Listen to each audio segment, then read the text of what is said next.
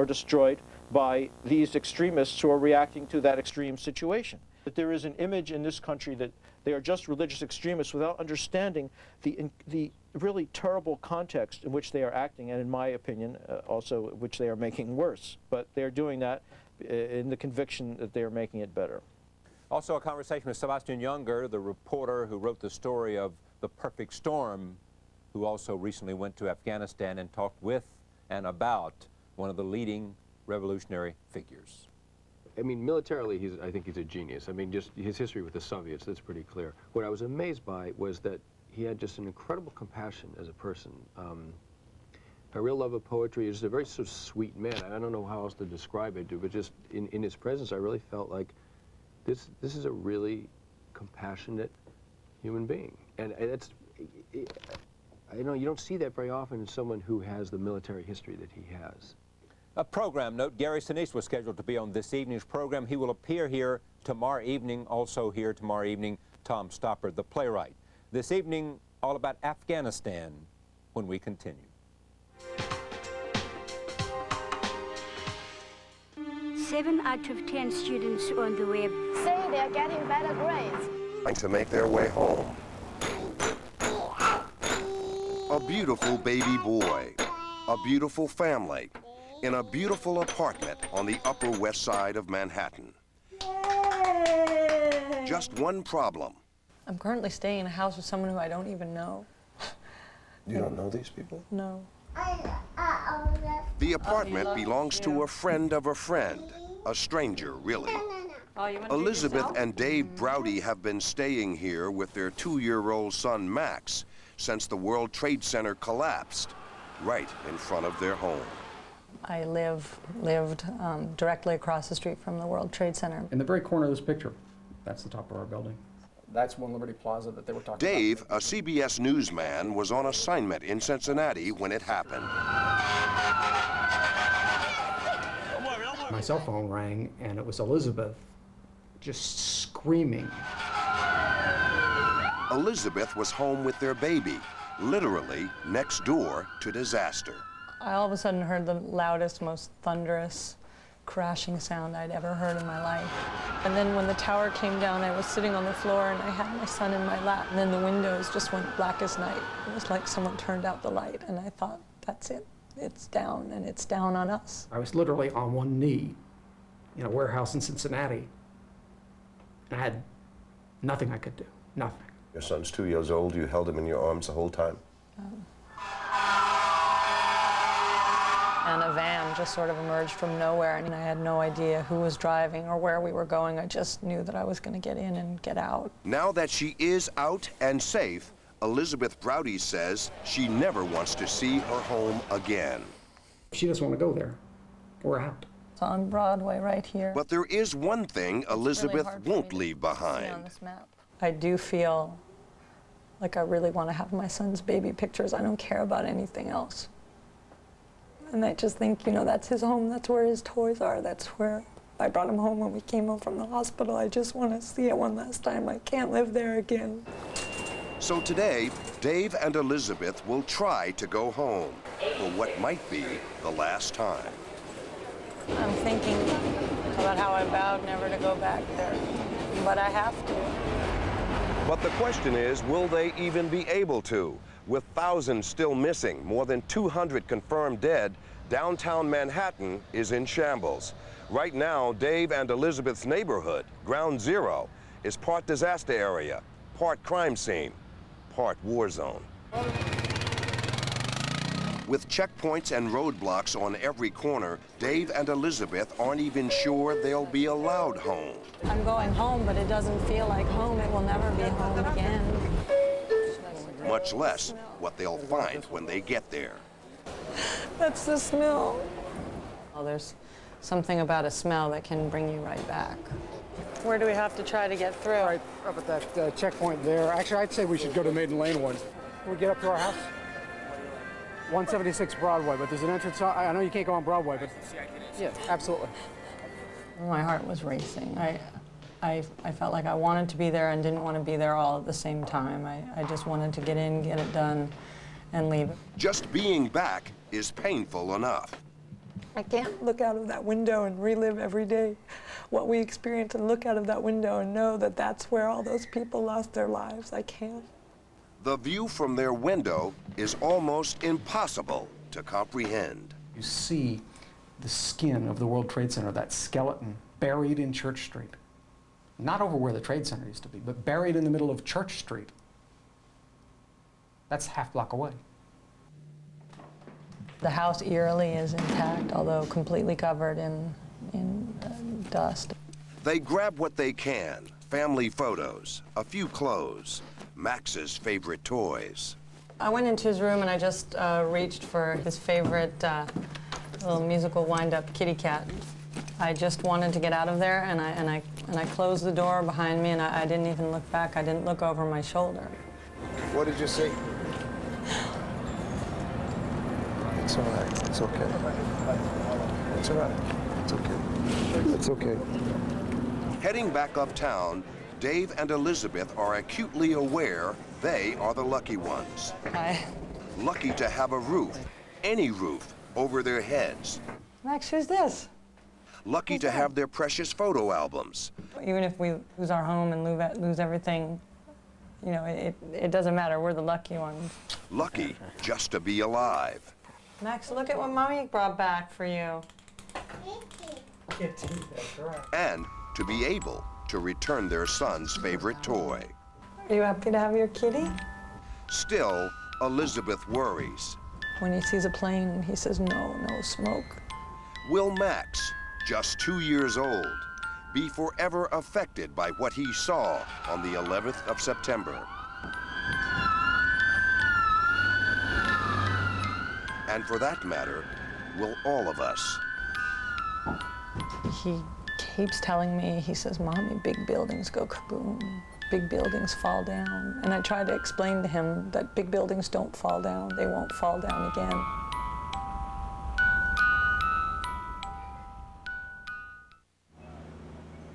One additional note, as we told you at the time of the attack, David Browdy was on assignment in Cincinnati. Now he tells us the only way he can make it back home to his wife and son was by rental car, more than 600 miles in less than 10 hours. Just one of the stories of love and devotion that we're sure to hear about in the weeks ahead. Dan? Harold, where will they eventually wind up living? They're now living in these temporary quarters.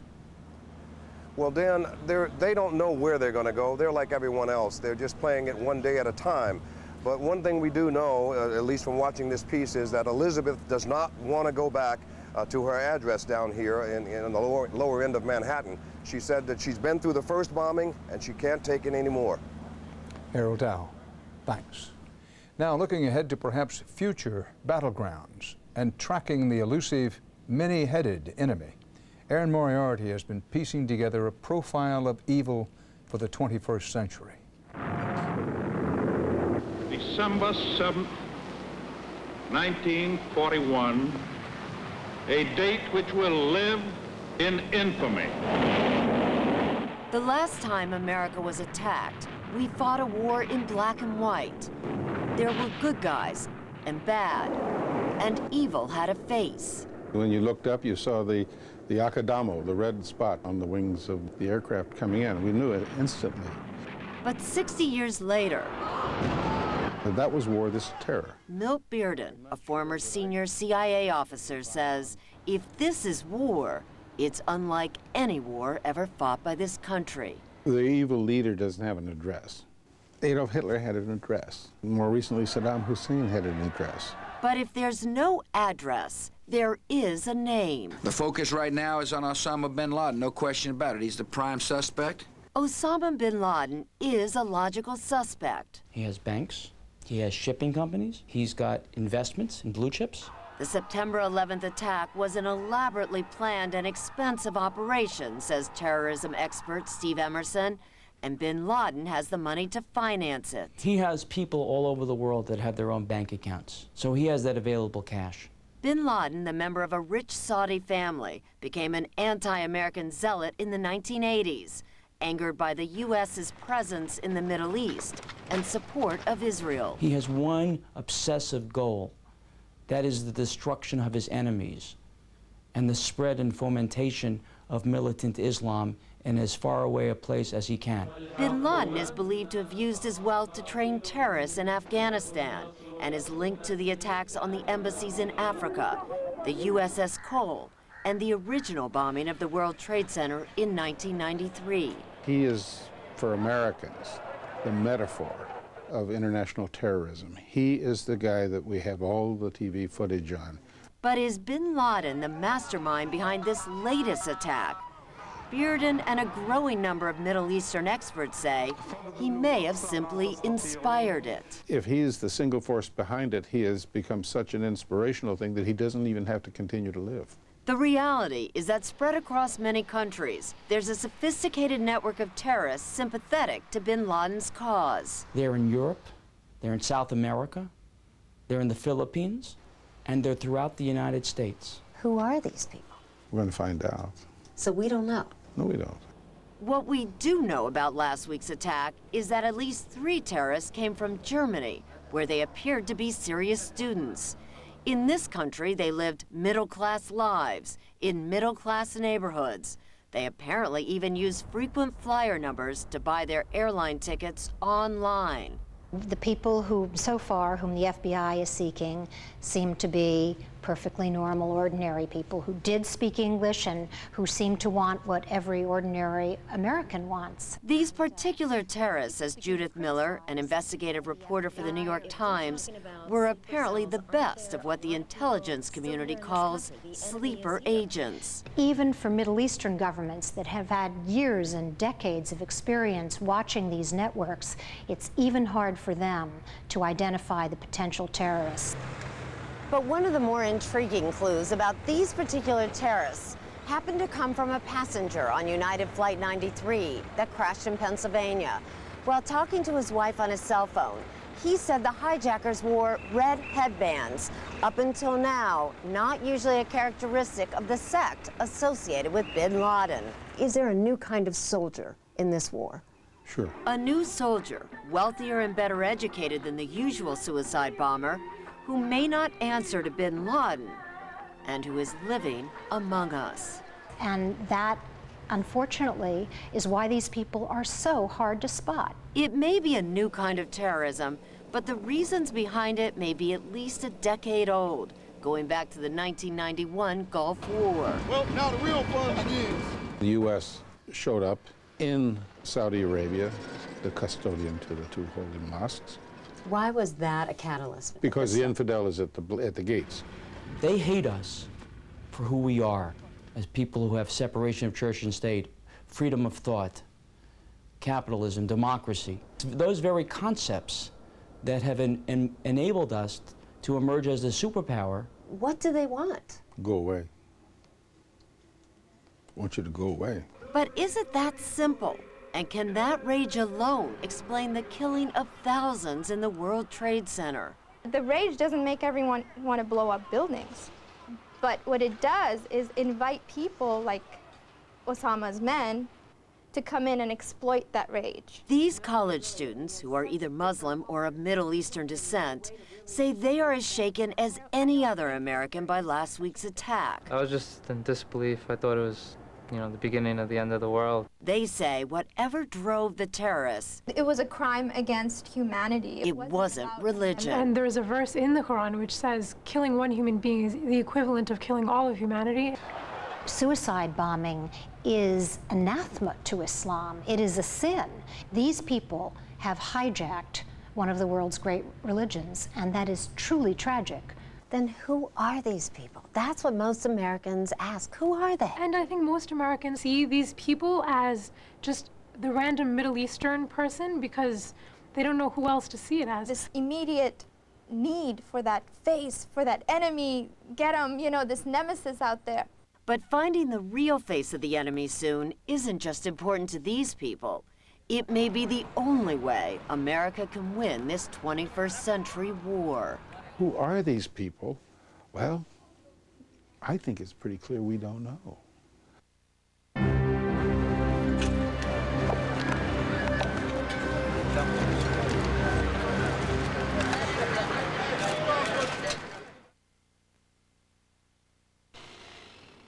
Hey, what are you putting in over there? DirecTV system. Satellite, huh? I already got like 70 cable channels.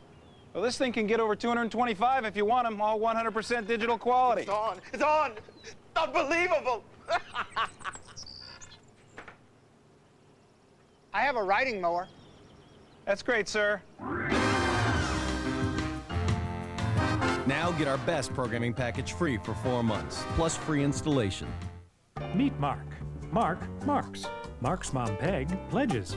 Pledge removes marker marks. Pledge stops crayon marks. Pledge gets very high marks everywhere Mark marks. Pledge cleans, conditions, and protects from a world full of marks. With posted pop-up notes in the handy dispenser, you always know where your notes are. So you won't go nuts looking for nuts. And posted pop-up dispensers also come in these cool colors. Critics say it's Survivor on the road. All new Amazing Race, CBS Wednesday. A JAG officer lost at sea. Now the fight to survive begins on the season premiere that will leave you breathless. JAG, CBS next Tuesday.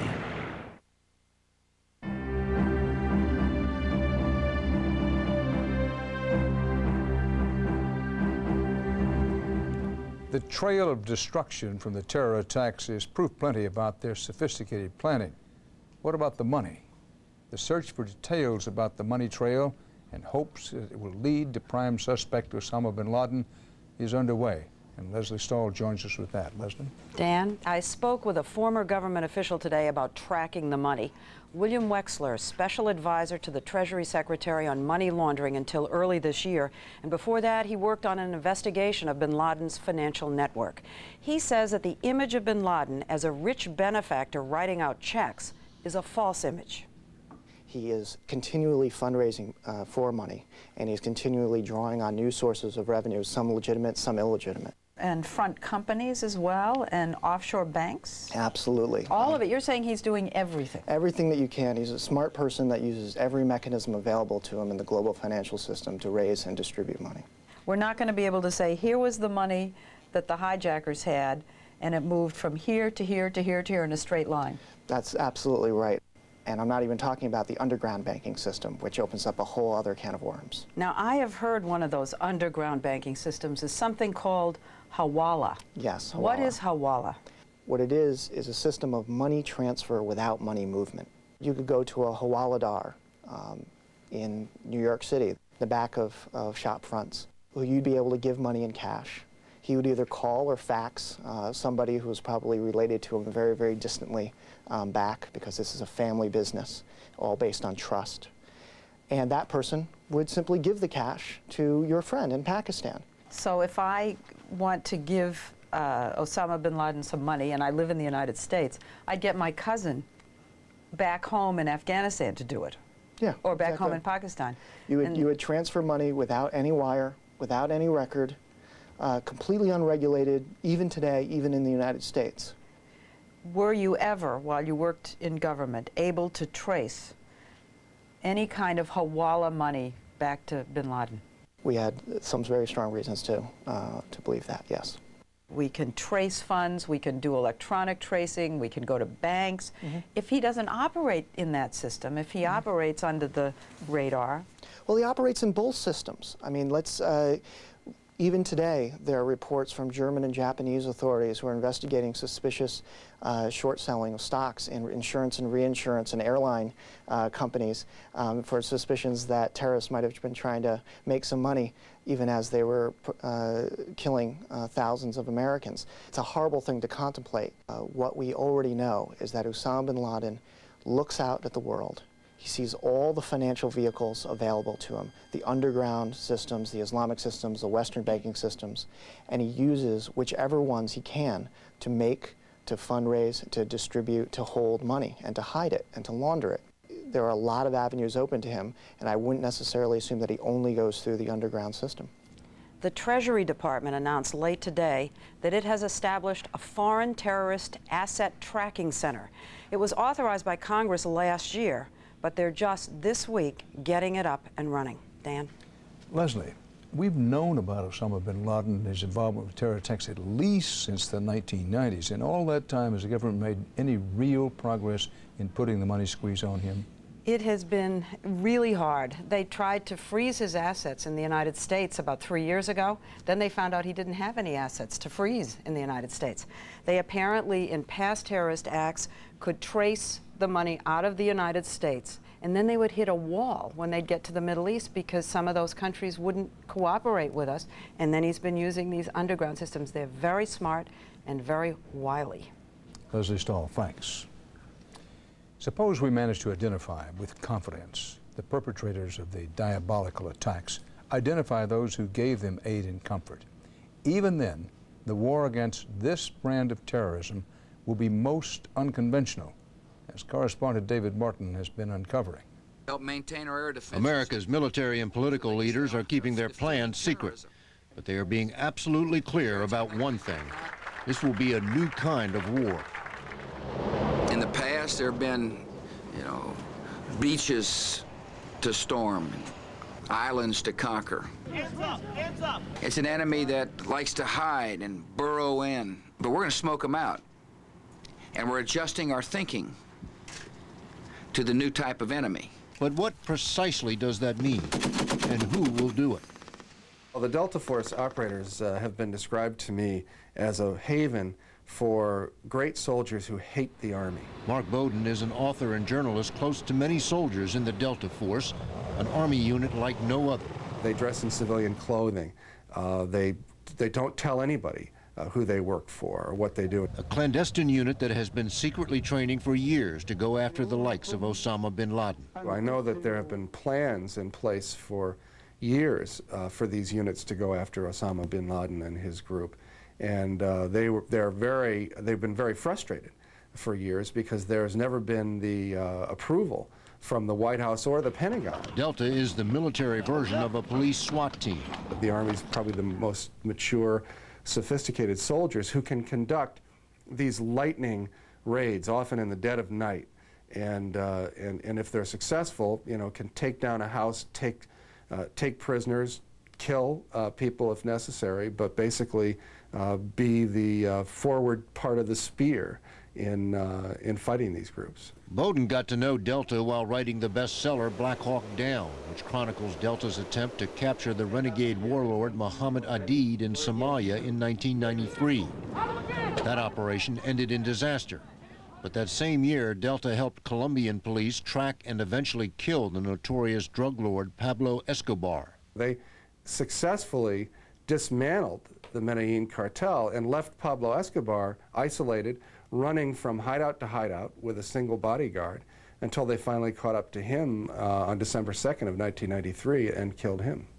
The Colombians did the killing. Delta made it possible, among other things using small airplanes to track Escobar's communications. So that if they've targeted someone who's a member of the organization and they pick up a cell phone and make a phone call, they're not only able to listen to that phone call, they know where that person basically is standing. It was a dirty war in which Delta left the dirtiest work to Colombian assassination squads. They would begin targeting and basically murdering anyone associated with Pablo Escobar, whether they were his relatives or his lawyers or his bankers or his accountants or his advisors or whatever their relationship was. Over a period of about 8 months in 1993, they were all either dead, in jail, or in hiding, or fleeing the country. Will the same sort of dirty war work against Osama bin Laden? Anybody that expects to see Osama bin Laden drawn and quartered in Times Square is going to be sorely disappointed. Noel Cook oversaw special operations at the Pentagon in the Reagan administration. He has no doubt Delta will go after bin Laden's camps in Afghanistan, and no doubt bin Laden will be long gone. I would expect that what we try to do is get into this area that we know that Osama bin Laden and his people have inhabited. I don't think we're going to find anything probably but mines and booby traps. Our options, if the Taliban refuses to turn over Osama bin Laden, are not really to invade Afghanistan or engage in the kind of Russian-style war, but basically I think probably to dismantle the Taliban's military. And even if Delta does capture bin Laden? Terrorism is not going to skip a beat. It'll just continue, so it's naive to assume otherwise. In other words, getting bin Laden won't stop terrorism any more than getting Pablo Escobar stopped the flow of drugs into this country.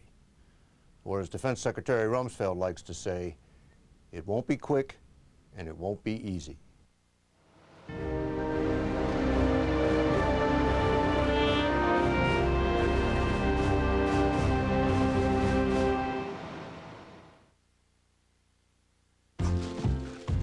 Lysol presents Facts of Life. That was my lucky marble, Dad. Fact: one person's trash is another person's treasure. Fact: kids are not leak-proof. Fact: for most any cleaning problem, there's a Lysol solution. Trust the Lysol family to help best protect your family. Fact: a human's fascination with water begins early. Life demands Lysol. That's a fact. 28. 29. 30. 30. Now at Red Lobster, enjoy 30 mouth-watering shrimp for just $9.99. Mix and match tangy lemon pepper shrimp, delicious shrimp pasta, savory scampi, fried and more. Red Lobster, go overboard. 3 Academy Award winners in one unforgettable night of television. First, Richard Dreyfuss and Marcia Gay Harden in the most anticipated new show of the season, The Education of Max Bickford. All I'm trying to offer you is a way to approach the world with a critical eye. Then, legendary screen actor Sidney Poitier returns to CBS. How are you going to fire all that brick? One brick at a time. The last brickmaker in America, following the series premiere of The Education of Max Bickford, CBS Sunday.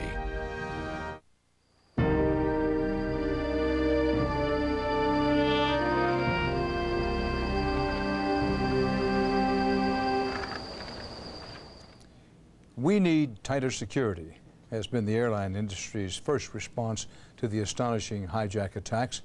But there's talk of much tougher measures that might bring security to extreme heights, as Susan Spencer reports.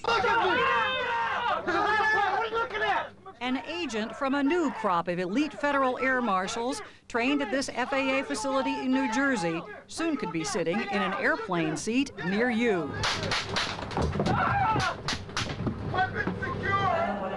Adding to other law enforcement agents, the Justice Department says will be flying within days, incognito, on commercial flights. Do you have your ID with you, ma'am, please? All part of America's frantic and belated effort to fix its broken airline security system. The terrorist had 100% success. Former FAA security chief Billy Vincent thinks what's been done so far is only a start. He likes the elimination of curbside check-in and knives and the overall show of security. That's a good idea. That is hand search of carry-on items. But he can't believe airlines still are putting bags on planes without first matching each and every one of them to a flying passenger. Just because the terrorists haven't attacked us with this vulnerability doesn't mean they don't know about it or won't do it. They can hit 20 airplanes tomorrow. And as for the low-paid, often poorly trained screeners who routinely failed security checks before this disaster, I have given up on the current system. And I'm saying, as many others are, federalize that workforce. Get 32. We have to take those checkpoints, get the burger flippers out, and get professional people in there. This is an emergency situation. airline security consultant Michael Boyd minces no words. Screening should be a federal job, not one handled by the airlines. Shutting down the system made sense, but within 24 hours it should have been back up again. And that means security checkpoints will be manned by law officers. If you have to kidnap the cop off the beat in Dubuque and send him to a screening machine in Des Moines, you do it. Are you traveling with any sharp objects? And he scoffs at the changes so far. Taking hair clippers away from passengers, that's not going to fix anything. Doing away with valet parking, that's not going to fix anything. Scissors, pocket knives. But as many people found out today, officials are deadly serious about the new rules. But beyond better screening and bag matches is an idea that would have seemed absolutely unthinkable before last week. Why not arm the nation's pilots? Arm the pilots. We issue each But they're of not them. policemen, they're pilots. They are also a number of dead pilots right now because they didn't have guns on Tuesday. I believe virtually every pilot, probably 90% of them right now, would endorse that project tomorrow and say, give me my gun. Everything's on the table. Even that. Even that. Captain Steve Lucky, who heads the Airline Pilot Association's Security Committee, admits it contradicts all pilot training, which until now was to cooperate with hijackers. We have to react in a manner that adequately addresses the threat. There are very few effective options. There's stun guns, there's air tasers, there's things like that that are non-lethal that may be applicable, but when you get groups, you have to go to something that's lethal, and you have to go something that works. Passengers at LaGuardia Airport today had very mixed feelings. I disagree because pilots are not police officers. I believe we should start to consider having our pilots armed. That idea makes me nervous. It just seems like it would be too easy to take that weapon from an individual. Also being considered, improvements in passenger screening, linking all airline computers to law enforcement watch lists. 2 federal task forces reviewing all these possibilities make recommendations October 1st. Do you think people understand how different potentially this might be? Well, I would hope so. And again, I just keep going back to that horrific view of the World Trade Center going down. And I think whatever it takes to get the job done, we have a responsibility to do it. A responsibility to a nervous public, anxious to start flying again on more than just a wing and a prayer.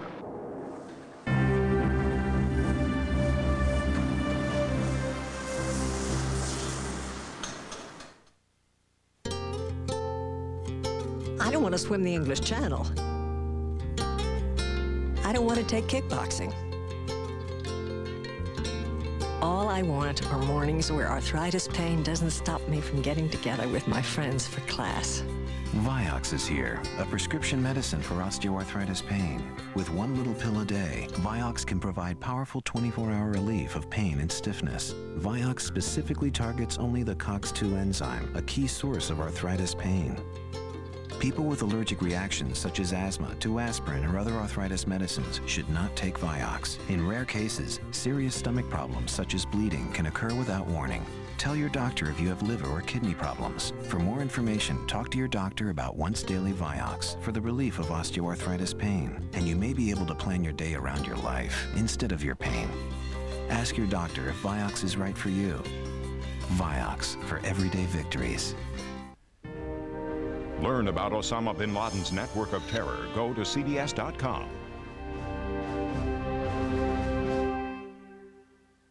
CBS Wednesday, the amazing race continues. The teams are off on the next leg of their top secret adventure. Don't say anything! Critics call it a thrilling race around the world. God. Don't miss the show that takes Survivor off the island and onto the road. I'm not gonna quit. All new Amazing Race, then. I keep the secrets that have been handed down to me. Legend has it that there are spirits called skinwalkers who can take the form of a wolf or a man. Some say it's just a story, but in Wolf Lake, nothing is what it seems. Wolf Lake premieres after an all-new Amazing Race, CBS Wednesday. Viewer discretion is advised.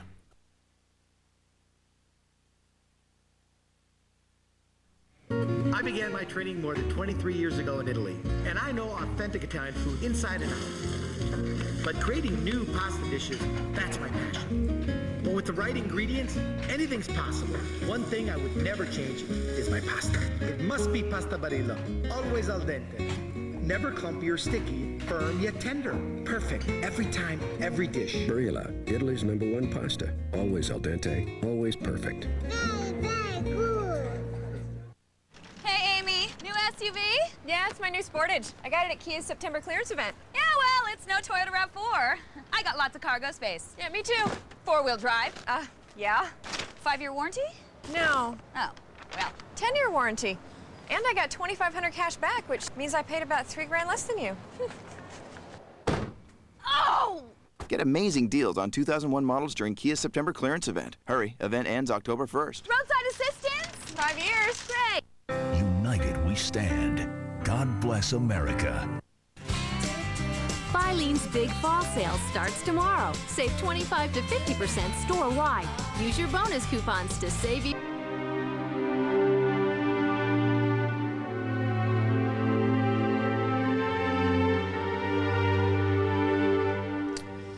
There is this development this evening. Dateline Seattle, quote the Associated Press, the Boeing company plans to lay off 20 to 30% of its commercial airline workforce. That would be roughly up to 31,000 people. A congressional source says the company will make the announcement tomorrow morning. A Boeing spokesman said he was not at liberty to comment. The scope of last Tuesday's destruction and the savagery of those behind it are of a magnitude nothing short of breathtaking, to say nothing of disgusting. But there is, some experts say, the capacity for even more dastardly deeds. Mike Wallace joins us from Washington, D.C. with that report. Mike? Dan, the unspeakable horror of the past week, unfortunately, is not the only scenario for a terrorist attack. In fact, it may not even be the worst. 5 years ago, then Senator Sam Nunn, acknowledged to be the Senate's leading expert on military matters, warned us of the growing threat of biological weapons, anthrax, smallpox, botulism. And he shocked us with this warning. The would-be terrorists out there already know about these potential weapons. It's important that the public understand it. We're now in an era where the unthinkable could be done with unthinkable destructive power by groups that are willing to do the unthinkable. Sadly, we've now learned how right he was. But for years, Senator Nunn has been warning about a different scenario, the biological weapon anthrax, pumped into the air from a small, innocent-looking boat like this one. Assuming that the wind is blowing in the right direction, within just a few hours, the deadly anthrax would have covered a good part of Manhattan, and without their even realizing it, hundreds of thousands would have inhaled the fatal particles. Kyle Olson advises both governments and private companies about the threat of biological weapons. Perhaps a millionth of a gram is potentially sufficient to kill a man. You can't smell it, can't taste it, can't see it. We couldn't even tell that we were under a biological attack until people started to drop dead around us. And that would take place about a day or so after the attack. While the number of deaths this past week has been horrendous, experts say the number of casualties from a hypothetical anthrax attack could be considerably higher. Emergency medical services and hospitals would be totally overwhelmed. Lacking proper equipment, many of the rescuers would become casualties themselves. Huge areas of the city would have to be evacuated, possibly for months. The number of dead? There are some estimates that suggest you would have 200,000 to 400,000 casualties within about 36 hours. The man who brought the biological genie back out of the bottle was Saddam Hussein. Since Saddam's defeat, the Iraqis have told the UN investigators that they secretly destroyed all of their biological weapons after the Gulf War, but they have given no hard proof. In fact, Saddam Hussein has not allowed UN inspectors into Iraq in almost 3 years. Charles Delfer was on the UN Special Commission that dealt with Iraq's biological weapons program. Anthrax is something that requires no great secret knowledge. There is no mystery. It's a very simple process. Getting hold of the original organism to start the whole process is also a relatively simple matter. Anthrax is found in nature. On the other hand, despite some government regulation, a person intent on getting the organisms, like this anthrax, for example, could go to literally thousands of labs across the country or to any one of the companies that make a business selling such organisms to legitimate researchers. Case in point, Saddam's researchers were able to order cultures of anthrax from 2 of the foremost labs in the U.S. Those shipments were given the green light by the U.S. Department of Commerce. One of those labs almost delivered a vial of plague to a microbiologist in Ohio who had used forged papers to legitimize his order. Turned out he was a member of the right-wing Aryan Nation. The fact is, here was a guy who had no business getting his hands on this stuff. And the most frightening thing about such a weapon is that compared to nuclear and chemical weapons, it is extremely cheap and easy to build. And if you're talking about a terrorist scale, it's within the means of an individual. It's in the means of an individual. How? On a small scale, it's probably akin to making moonshine. To making moonshine? Moonshine. That is precisely why the U.S. government has spent the last few years stockpiling antidotes and vaccines. But can they be delivered in time? That's the question New York City asked in 1995, staging a surprise drill The scenario? A terrorist attack using chemical weapons on a normally packed subway station on the Lower East Side. It was the first time that any U.S. city had attempted such a drill. The result? The first squads of firemen and police who showed up became instant casualties themselves because they charged in without the proper protective gear. There were many other problems beyond that, all indicating a serious lack of training and equipment. And New York, by the way, is supposed to be one of our best prepared cities. I think we have a long, long way to go. Long way to go in terms of being able to deal with this kind of an emergency. As we said, that was 5 years ago. 5 nights ago, Sam Nunn talked to me once again, and he told me nothing's changed. This past June, you took part in a war game designed to test our readiness to respond to a biological attack. How'd you do? We had the realization when we concluded this war game that we were not prepared. We didn't have enough vaccine. We didn't have an adequate public health system. We did not have an adequate World Health Organization. We did not have advanced planning with other nations. We did not have enough surge capability in our hospitals. We did not have communication systems planned in advance to communicate with the public and the news media. We did not have state, federal, local coordination. We did not have coordination between federal agencies. Those were just a few of the problems, Mike. So without any doubt, we have a long way to go. What could we expect after a biological attack on New York City, compared to what we've been going through this past week? It wouldn't be good television. This was a spectacular, tragic event that the whole world has seen on television. You wouldn't even know you had an attack for probably a couple of weeks, and the people who perpetrated that attack would not have to commit suicide. They wouldn't necessarily ever even be known. If it is as deadly a biological anthrax, as you say, why haven't the terrorists used it up to now, do you think? God only knows. Saddam Hussein clearly had it available to his troops during the Persian Gulf War. I think it's much more likely it would be done by a group that was anonymous, that had no return address. And that's why biological weapons are so frightening, and why we need to do everything possible to prepare for that kind of eventuality. Today, Dan, 1 week after the World Trade Center tragedy, politicians are calling for a lot more money to defend against biological attack. But stockpiling antibiotics and training hospital workers will take time. Yesterday, the Secretary of Health and Human Services, Tommy Thompson, told the Wall Street Journal that he has beefed up his department's plans both to prevent and respond to this emergency. But then the Journal had a postscript to that. Quote, "The public health infrastructure," they said, "while gearing up fast, remains more a tattered web than a sturdy safety net." Mike Wallace in Washington. In Lower Manhattan, the grueling work continues in a whole new canyon of heroes, through the night with a light from above. There are messages of hope still to deliver when 48 Hours returns.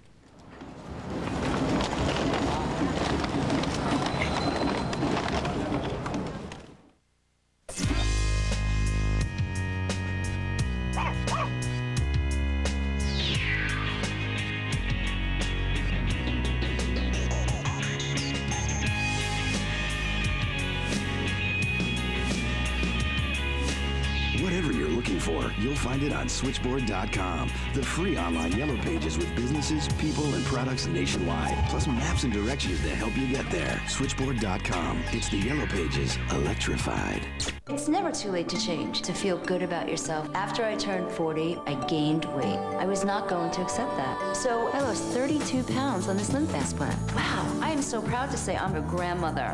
I feel energized, I feel healthy. I have a new confidence in myself. I have a Slim Fast for lunch every day. It is wonderful. It's got vitamins, minerals, protein, and calcium, which is so important. I know that I'm doing something good for myself. Slim Fast, every day. Get healthy. Anybody can do this. It's down to 3 contestants. I'm still here, you're not. Next, on a special Big Brother, one will be evicted.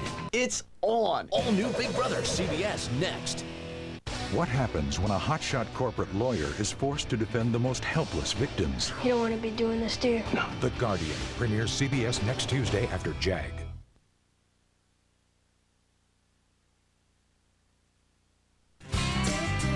Filene's Big Fall Sale starts tomorrow. Save 25 to 50% store-wide.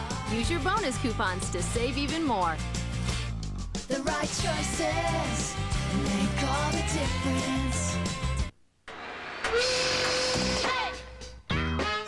Come on, babe.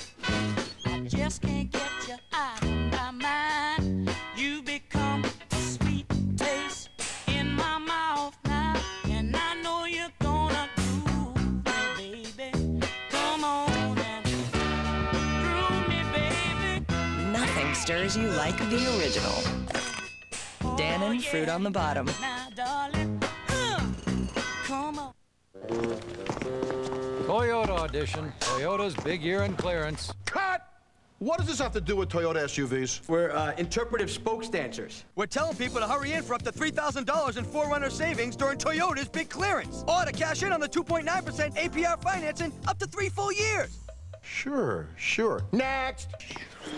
Why did you follow me up here? At least they've got someplace to go. Your Toyota dealer's year-end clearance is going on now. Filene's Big Fall Sale starts tomorrow. Save 25 to 50% store-wide. Use your bonus coupons to save even more. The right choices make all the difference. United we stand. God bless America. In recent days, so many Americans have been clinging to hope, looking for any story of hope.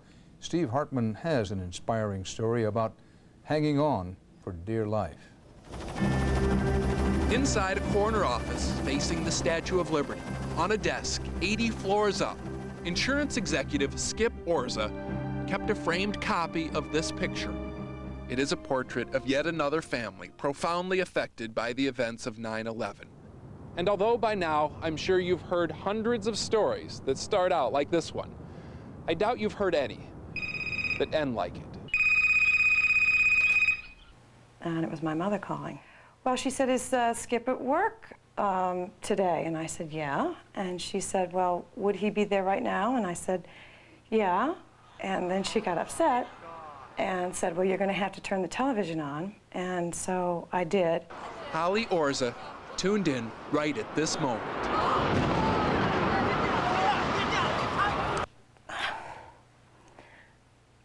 I just pictured him at his desk and just getting blown up.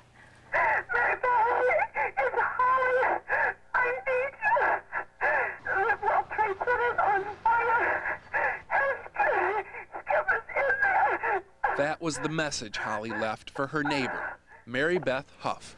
And when she told me he was on the 80th floor, we just started counting down, and I really thought he was gone and that I wasn't going to see him again. Holly says what happened next is more or less a blur.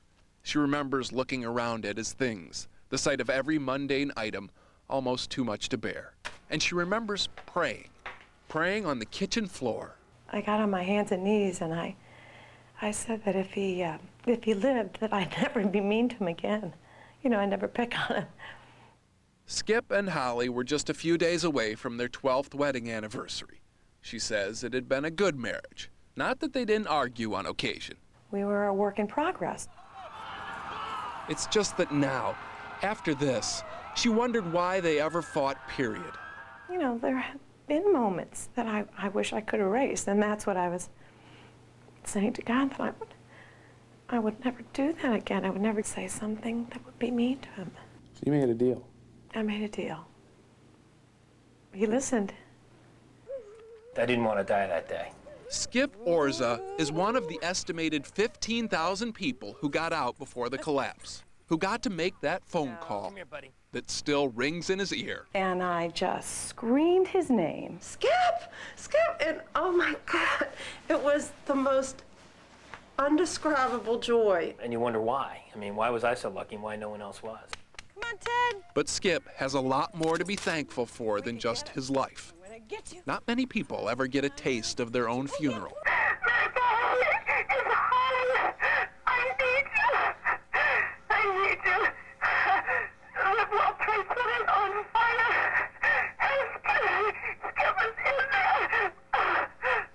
It doesn't. No. I know. Oh, what were you you going They're awful. Not many people ever know just how much they'll be missed. My anniversary card says, the coolest thing I'll ever do is to grow old with you. It is the coolest. And as for that promise to God on the kitchen floor, Holly plans to keep it by keeping all the memories of that awful day. When I find myself not making my promises, you know, maybe relive it just a little bit, just to remind me how lucky we are. We're so lucky. We are so lucky. So many people aren't.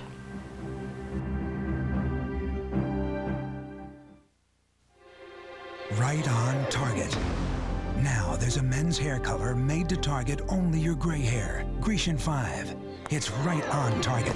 In 5 easy minutes, Grecian 5 targets only the gray hair, replaces it with subtle tones like your own natural color. Right on target. It matches the rest of your hair for a subtle, natural look. Grecian 5 targets only the gray. Grab it! This is Pledge Grab It Citrus. I already know exactly where to use it. It's picking up all the cobwebs. The scent is delicious. You grab that little crumb and it hasn't dropped it. It's all dog hair and dust. Fresh citrus smell. Grab it! Don't mind me because I'm just going to keep cleaning. This weekend, Enterprise Rent-A-Car announces special low rates from just $9.99 a day. Friday till Monday from just $9.99 a day. Pick Enterprise. We'll pick you up. 1-800-RENT-A-CAR. The teams are off on the next leg of their top secret adventure. Don't say anything! Critics say this show is Survivor on the road. Yeah. All new amazing race. Then prepare yourself. It's not you. I think you know. For a whole new breed of drama. Why people call them skinwalkers. Wolf Lake premieres CBS Wednesday. Viewer discretion advised.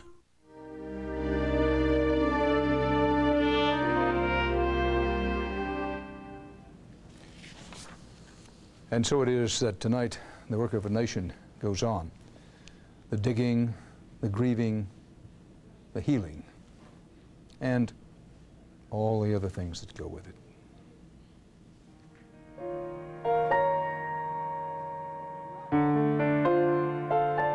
After 7 days, shock has given way to grief, and grief to resolve. The country is struggling to pick up the pieces of a shattered September morning. Last night, we got a glimpse of what that means. It's terribly sad here in New York City. We've lost 5,000 fellow New Yorkers, and you can feel it. You can feel it. You can see it. It's terribly sad. On The Late Show, David Letterman didn't deliver a monologue. Instead, he delivered a message. Thank you very much. The show would go on, and he explained why. But I'll tell you the reason that I am doing a show and the reason I am back to work is because of Mayor Giuliani. Very early on, after the attack, and how strange does it sound to invoke that phrase, after the attack, Mayor Giuliani encouraged us, and here lately implored us to go back to our lives, go on living, continue trying to make New York City the place that it should be.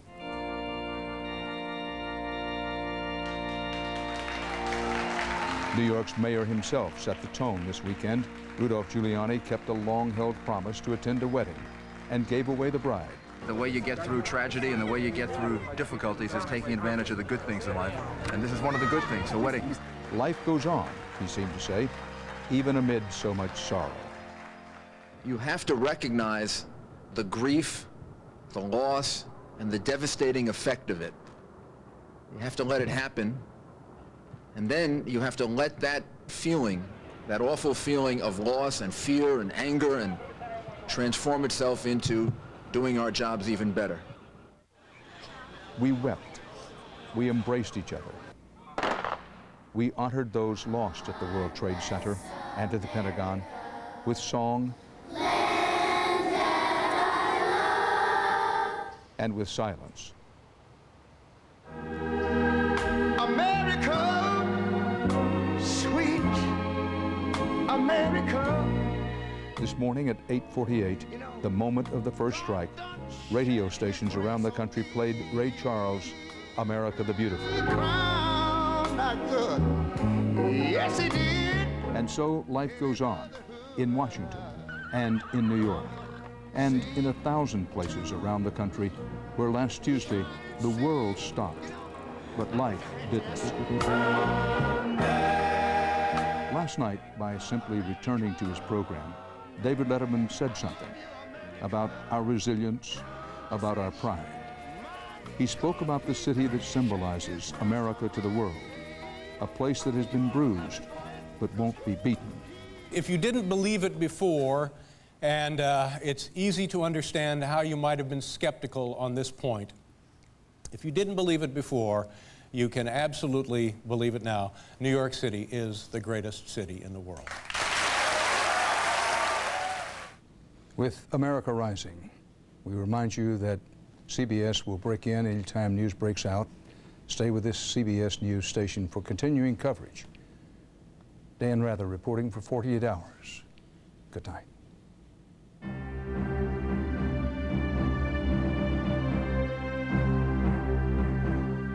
Experience you can trust. CBS News. Get ready for a whole new breed of drama. Wolf Lake series premiere, CBS Wednesday.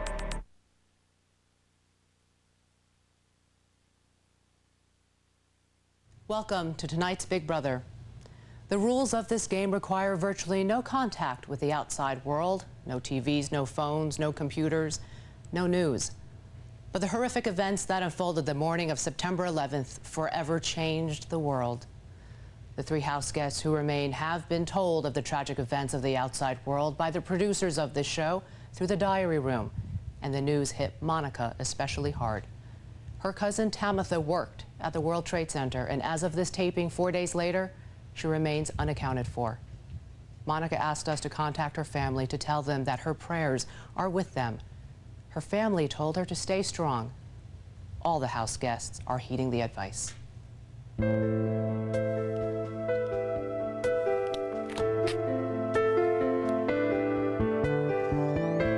Today, there was a terrorist attack at the World Trade Centers, okay? Okay. The World Trade Centers were hit by some hijacked commercial airliners. They don't know who did this. People were evacuated. People did get out. It's kind of chaos in New York City, but we have been in contact with your family and with everybody's family in the house. Okay. But I wanted to tell you separately just because we've talked to your sister. Your sister and your niece are fine, okay? But she wanted you to know this news, that this happened because you have a cousin who works at the World Trade Center, okay? Tamitha, all right? She did go to work this morning, okay? The situation is they're waiting to hear from Tamitha. It doesn't mean anything bad, okay, at this point. I just want you to know this. Okay. Today, there was a terrorist attack, okay? Oh my God. Everyone in your immediate families, we spoke to everyone and they were fine. Monica does have a cousin who works at the World Trade Center, Tamitha. But Monica, we promise that we will continue to call you in as we talk to your sister as she waits by the phone. They did take out part of Washington, D.C. as well as New York. I cannot believe what happened outside this. Pennsylvania. Well, Pennsylvania. No, you know what happened with that? Explain that to me. The fourth captain, the pilot, he just took it down. A rural field in Pennsylvania. They wanted him to go. Yeah, you don't hit the Pentagon, the World Trade Center in a rural field. He was like, this, I'm out. I'm out. He was a hero. Monica's attitude toward this is just reiterates how strong of a woman Monica is. She has been absolutely amazing. She's a rock. I'm just hoping and praying and for the best. Makes it seem real small here, doesn't it? It's just to give you another update. The family is together and they are still looking. Monica's showing what she's made of. She's a very strong woman. I've never seen someone so calm and, the face of something this big, and I think it says a lot about her character. What's important to me is that my family is in New York taking care of that business. Whether I leave tomorrow or I stay, whatever, if they're not here and they can't get here, that's not important to me. I want them to not focus their energy on me here. Right. Focus everything they got there, because I'm going to be okay. I want to let my family know that I'm praying for them. I'm with them, mind, body, and soul. And I pray. Talked about the shock to New York City, about the superb job the New York mayor has done, and about the bravest and the finest, and how no one will ever take them for granted again. The 20 years that we've been here in New York City, we've worked closely with the police officers and the firefighters. And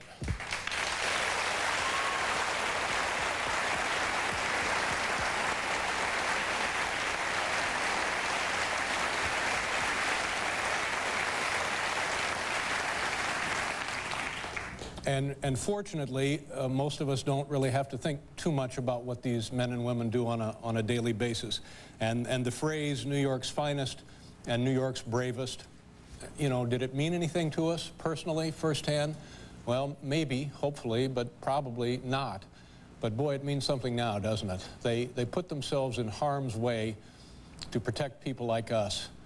And the men and women from the firefighters and the police department who are lost are going to be missed by this city for a very, very long time. And my hope for myself and everybody else, not only in New York but everywhere, is that we never, ever take these people for granted. Absolutely never take them for granted. Nice man who put on a superb broadcast last night. That'll conclude our NBC News coverage for this hour.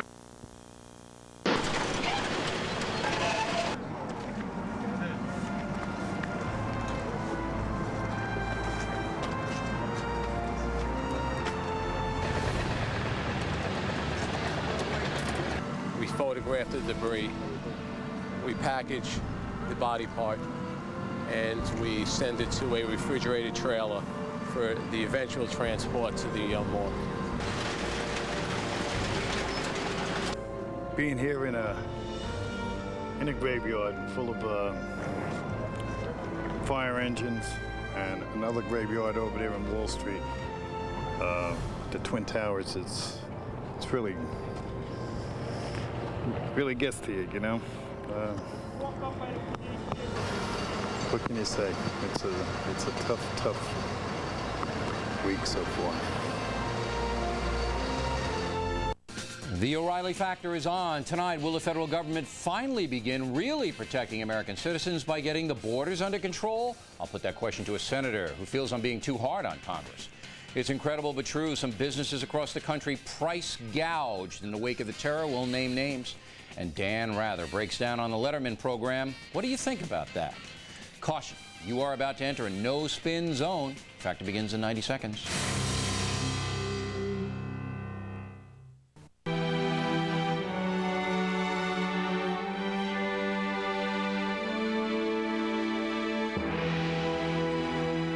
Hello, everybody. I'm Lori Dew, and this is Fox's continuing coverage of America United. 1 week since the attacks and the efforts of rescuers and workers continuing at the Pentagon and in Lower Manhattan, or Ground Zero. That is where our own Rick Leventhal is standing by. Rick, what's the latest there?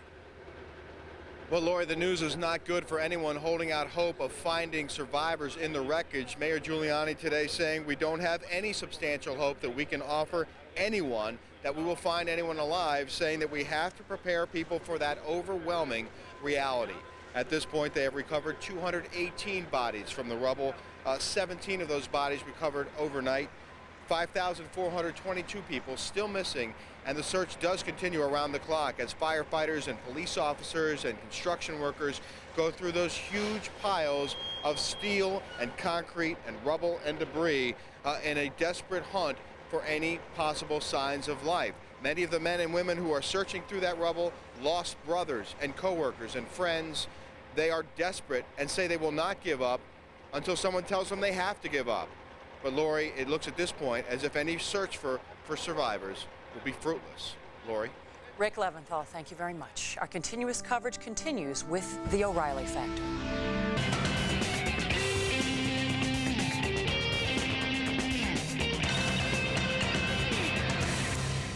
Hi, I'm Bill O'Reilly. Thanks for watching us tonight, 1 week after the worst terrorist attack in history. Can America emerge as a stronger nation in the wake of that attack? That's the subject of this evening's Talking Points memo.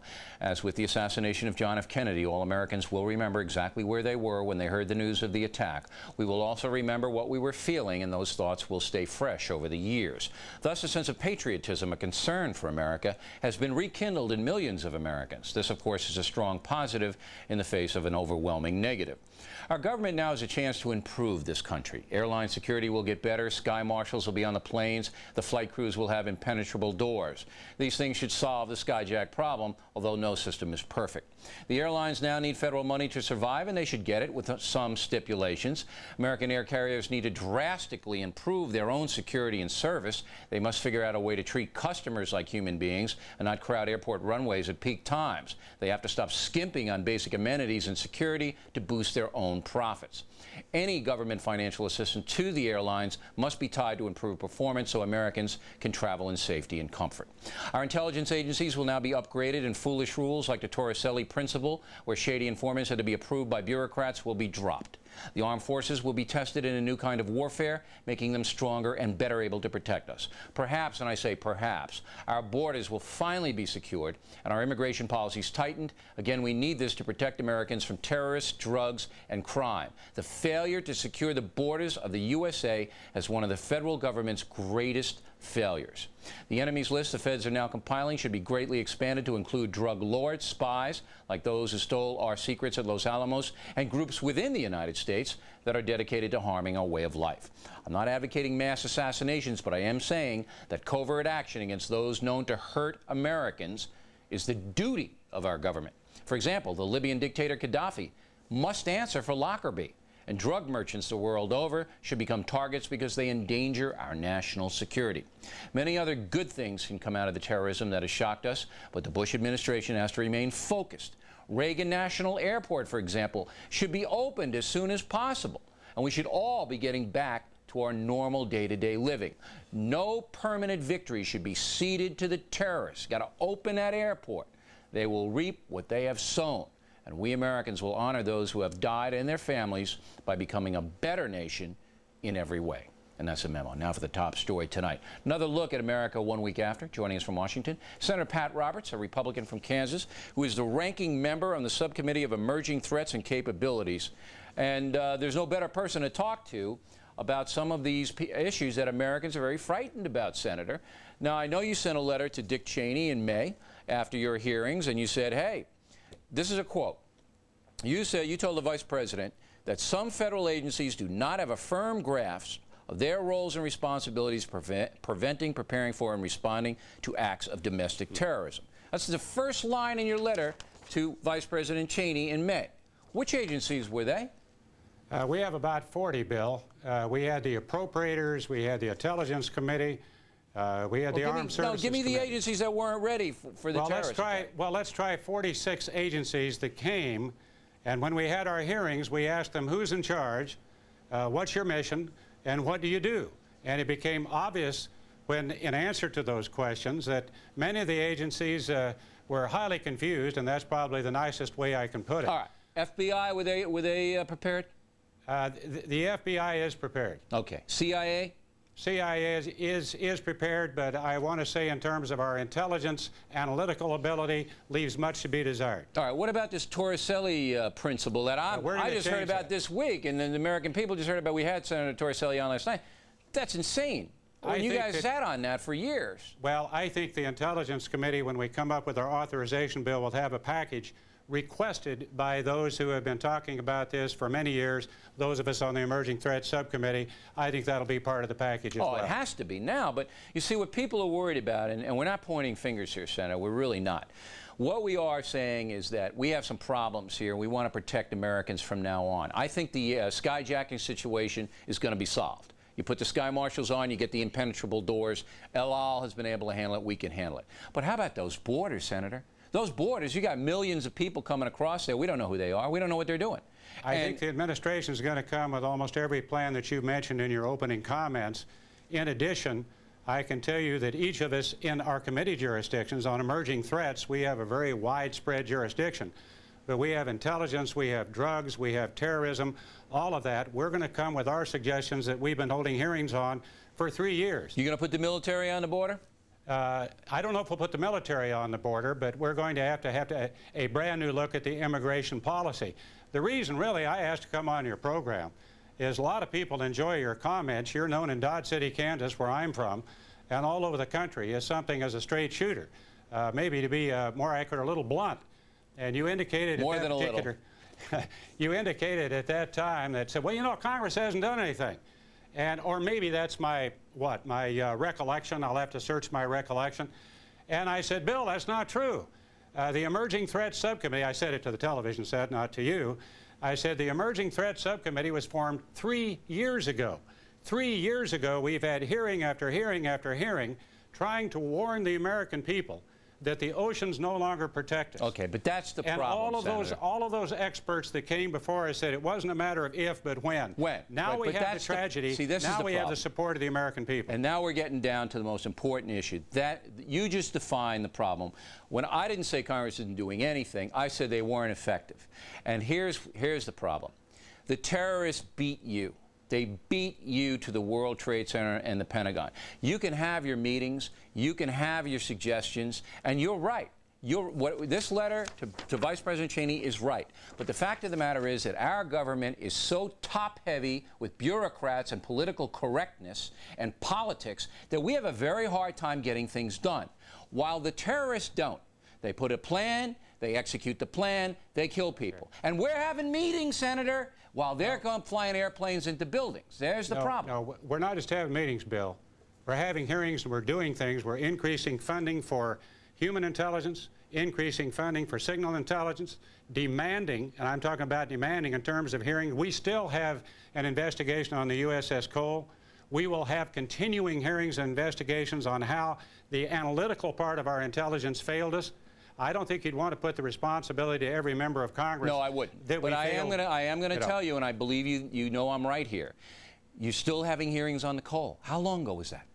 Well, we have a lot to go on the Cole because we think the Inspector General's investigation was not good enough. That report will come out. Oh, I know, but that's the problem. See, the terrorists don't have the bureaucracy that you have. And Americans need... Right. See, now you're going to get it done because of 5,000 dead people. You're going to get whatever you want done.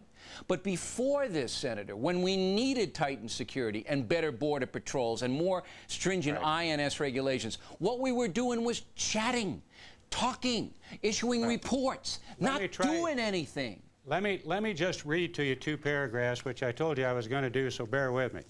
This is the first remarks made at the first meeting of the Emerging Threats Subcommittee. The terrorist threat to our citizens, both to military personnel and civilians at home abroad, is real and growing. The proliferation of weapons of mass destruction and individual acts of terrorism have dramatically raised the stakes and increased the potential of massive casualties in the event of a terrorist attack. We go on to talk about Osama bin Laden.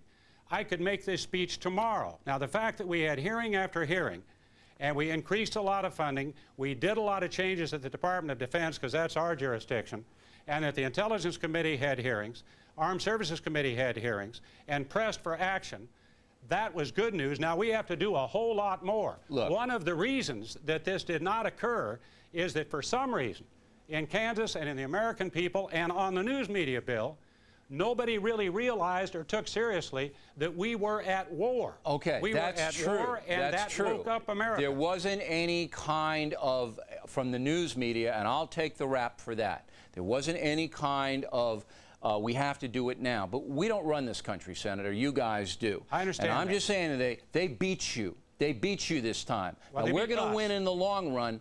But we got to cut through the BS in Washington, cut through the bureaucracy. Everything you said, I agree with. But this isn't. But this isn't a you. This is a us, and we will win this. And when I say us, this is an international effort as well to defeat international mafia terrorism. That's the test. All right. Well, I think we all learned a great lesson. I think, and we're not impugning your motives. Their motives were perfect, and they were right. And you just read something that was written 2 years ago.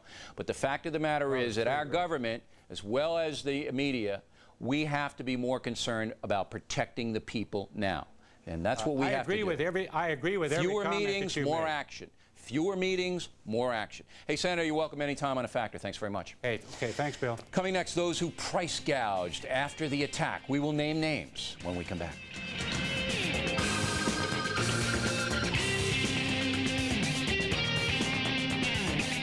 got to cut costs, people. Ideas. We could open an account on FedEx.com, save 10% on online express shipping. Okay, how about this? We open an account on FedEx.com, we save 10% on online express shipping. That is wonderful. You just said the same thing I said, only you did this. No, I did this. Makes all the difference. Bingo. That's good. Right on the nose. That's really good.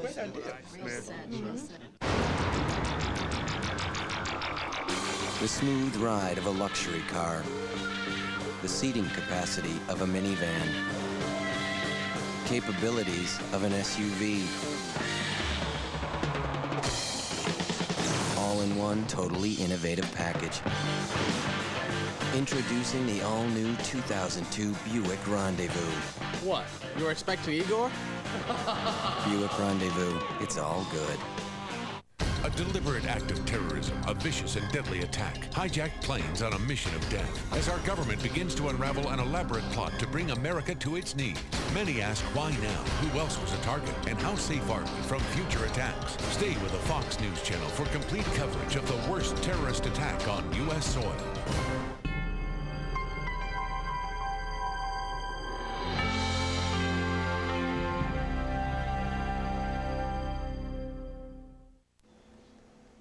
In the Impact segment tonight, while millions of Americans did exactly the right thing in the wake of the attack, a few did not. Some price gouged. Here are some examples. In New York City, the Sheraton Hotel at JFK Airport doubled its rates right after the attack. The Holiday Inn Martinique in Manhattan added $100 to its room rates, according to sources that book in that hotel all the time. An Alamo rental car place in Charleston, South Carolina, jacked its prices up $50 a day per car. And all over the country, gas prices were dramatically raised. So what can we do about price gouging?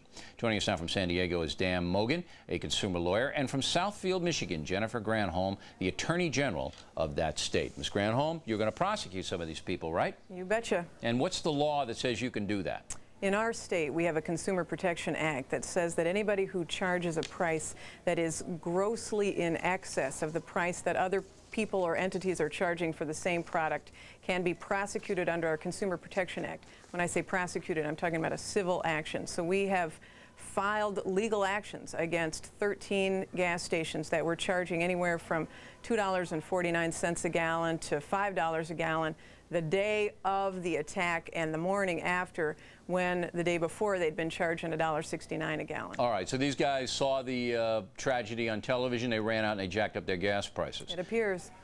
If you win this case, and it's a civil case, you will fine them. They're not going to go to prison, right? Yeah, we fine them under our act. It's a $25,000 fine per violation. But I can tell you, Bill, these are not the only 13, and I know the attorneys general across the country experienced this, but sure. We had 2,000 people jam our hotline that day experiencing this same phenomenon. It's an outrage, and it happened all over. Unbelievable. And it's primarily with hotels, rent-a-cars, and gasoline. Right. Now, Counselor, can you defend somebody gouging like that? Would you be able to beat Ms. Granholm in court of law? I don't think I could, Bill, and I don't think I would try. You know, essentially, these statutes, many states across the United States have similar statutes to what she described, and some statutes are better written than others, depending upon the particular language of the statutes that she's talking about. In New York, the key issue is it an unconsciously excessive price? And there's some tests about how you would go about doing that.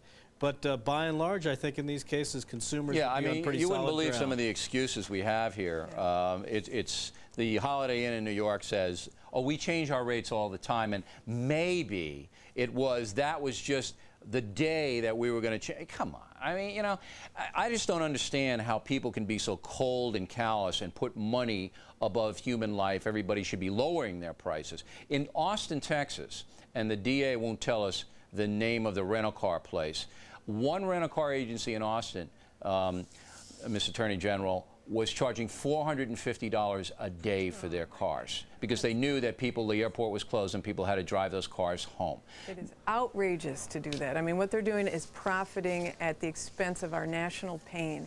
It's immoral, it's un-American, it's illegal, and there are many other businesses that did not do that and purposely chose not to panic and to calm everybody down and said, I'm not going to raise prices. So the fact that you've got a whole bunch that are doing it sure tells you that tragedies like this bring out the best in people and it brings out the worst in people. But we must say that across the country, this is just a very small area. But the best way to combat this, if I may say so, Ms. Granholm, is to publicize who these people are.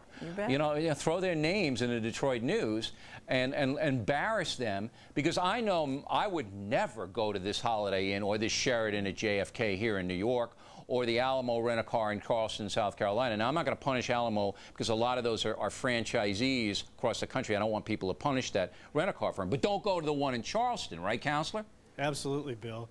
That's an entirely appropriate way to attack this problem, particularly if you can't get the immediate relief that you may need from law enforcement, simply because the process takes a little bit of time. A great way to do it is talk to your local consumer advocacy groups, and perhaps they'll post the names of some of these businesses on the internet. Now, you can file suits against companies if you believe they're doing something in this area.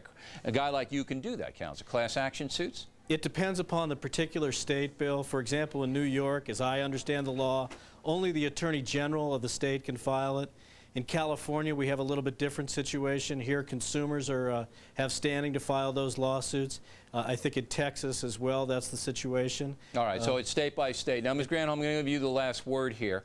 I'm really angry about this price gouging, but right now it seems everything has returned to normal as far as we can tell. Are you seeing that in Michigan? Yeah, in fact, by 2 o'clock in the afternoon, once we had gotten the word out that we were going after all these stations, boom, you see the price drop. What a shock, right? Yeah. All right, Counselor, Ms. Attorney General, thanks very much for helping us out tonight. We Thank you, Bill. It. Directly ahead, the controversial media was the one direct link between terrorism and you, the people. So how did we do? We'll take a look at some high-profile situations in just a few moments. And one of them will be the Dan Rather appearance on the David Letterman program. Back in a moment.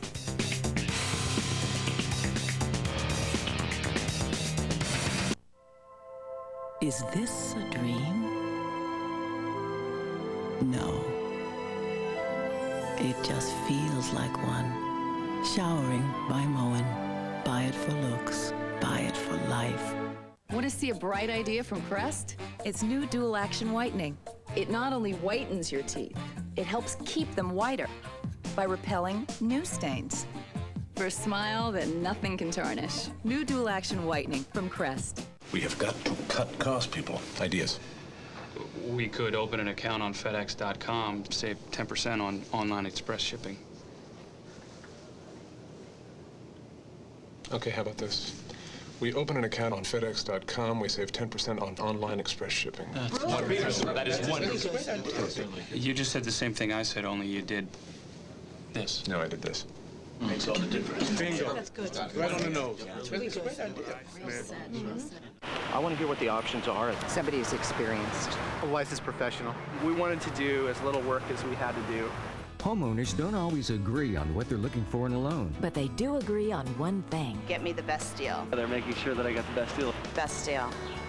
If you're a homeowner who wants to consolidate bills, make improvements, or refinance and get extra cash, call America's Lending Partners. All it takes is one phone call. And less than 10 minutes. America's Lending Partners will match you and your loan request with up to 4 prominent and national lenders. Then you'll talk directly with the lenders. So you can compare offers. Compare options. And decide which loan is best for you. The service is free. And so's the call. Whether your credit's perfect. Or less than perfect. Whether you have equity. Or no equity. America's Lending Partners. More lenders. More options. More solutions.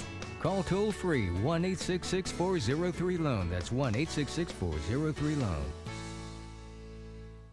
In the Unresolved Problems segment tonight, it is estimated that 28% of the American people watched at least a part of the terrorism coverage on the initial day. We here at the Fox News Channel had our highest audiences ever.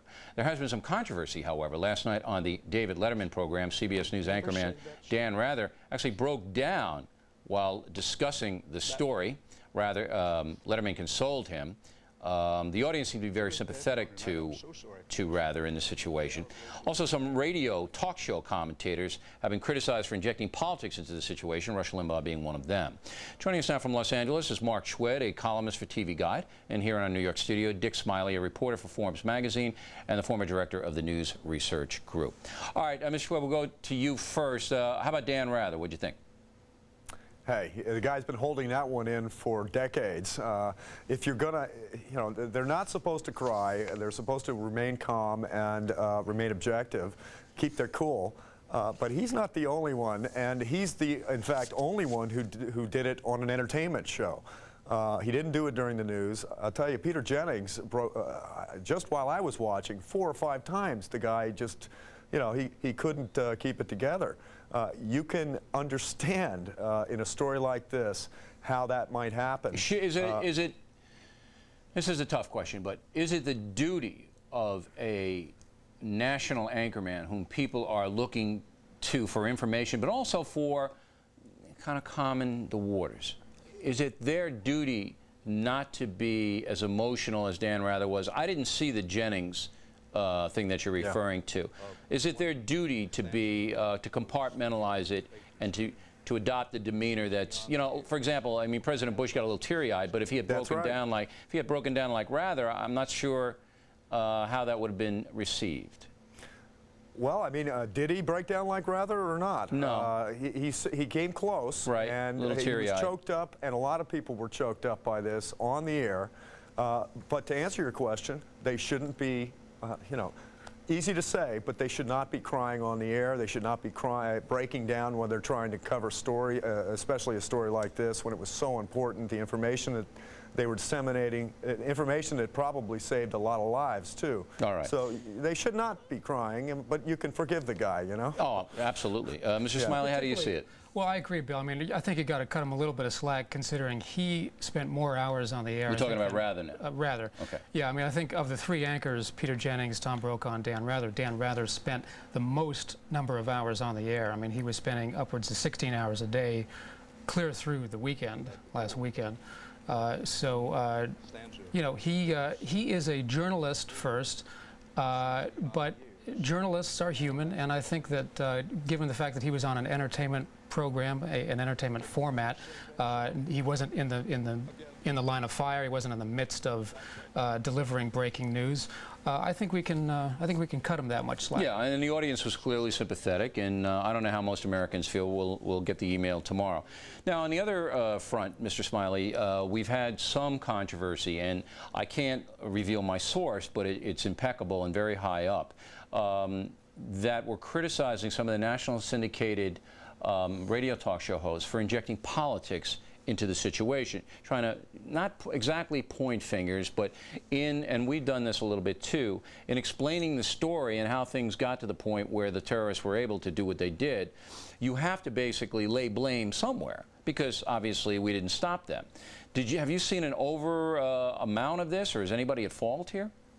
Well, injecting politics into this kind of debate is just the very thing that people turn to political talk show hosts for.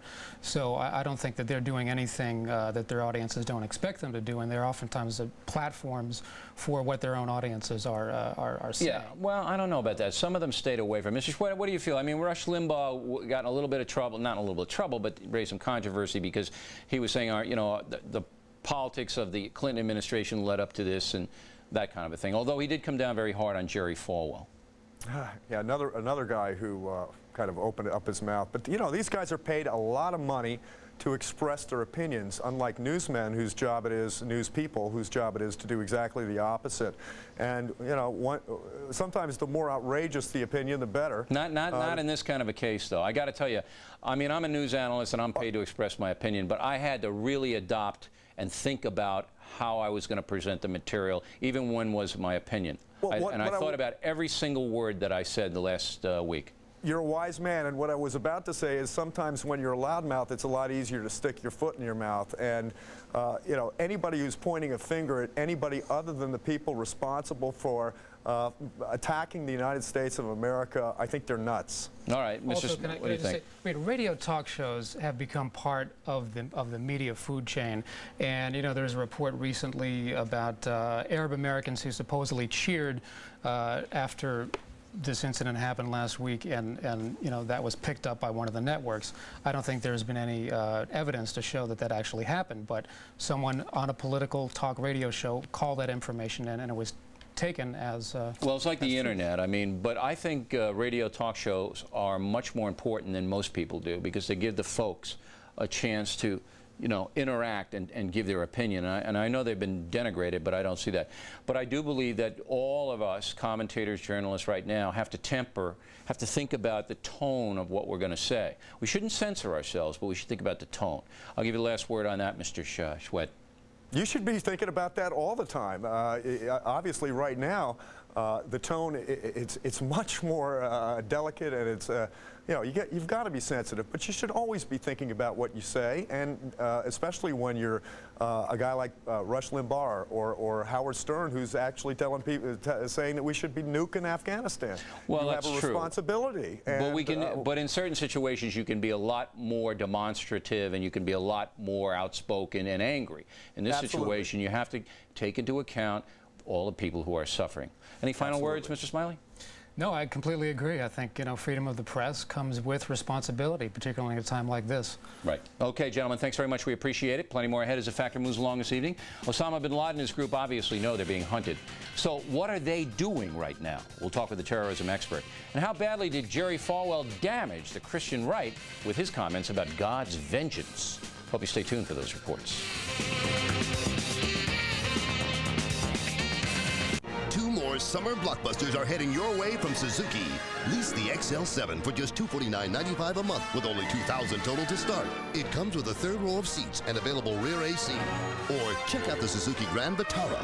At 0% APR for 48 months, you can save more than $4,300 in finance charges. It comes with a standard V6 engine, air conditioning, and more. We'll supply the blockbusters. You bring the popcorn. Visit your Suzuki dealer today or call 1-877-MY-SUZUKI.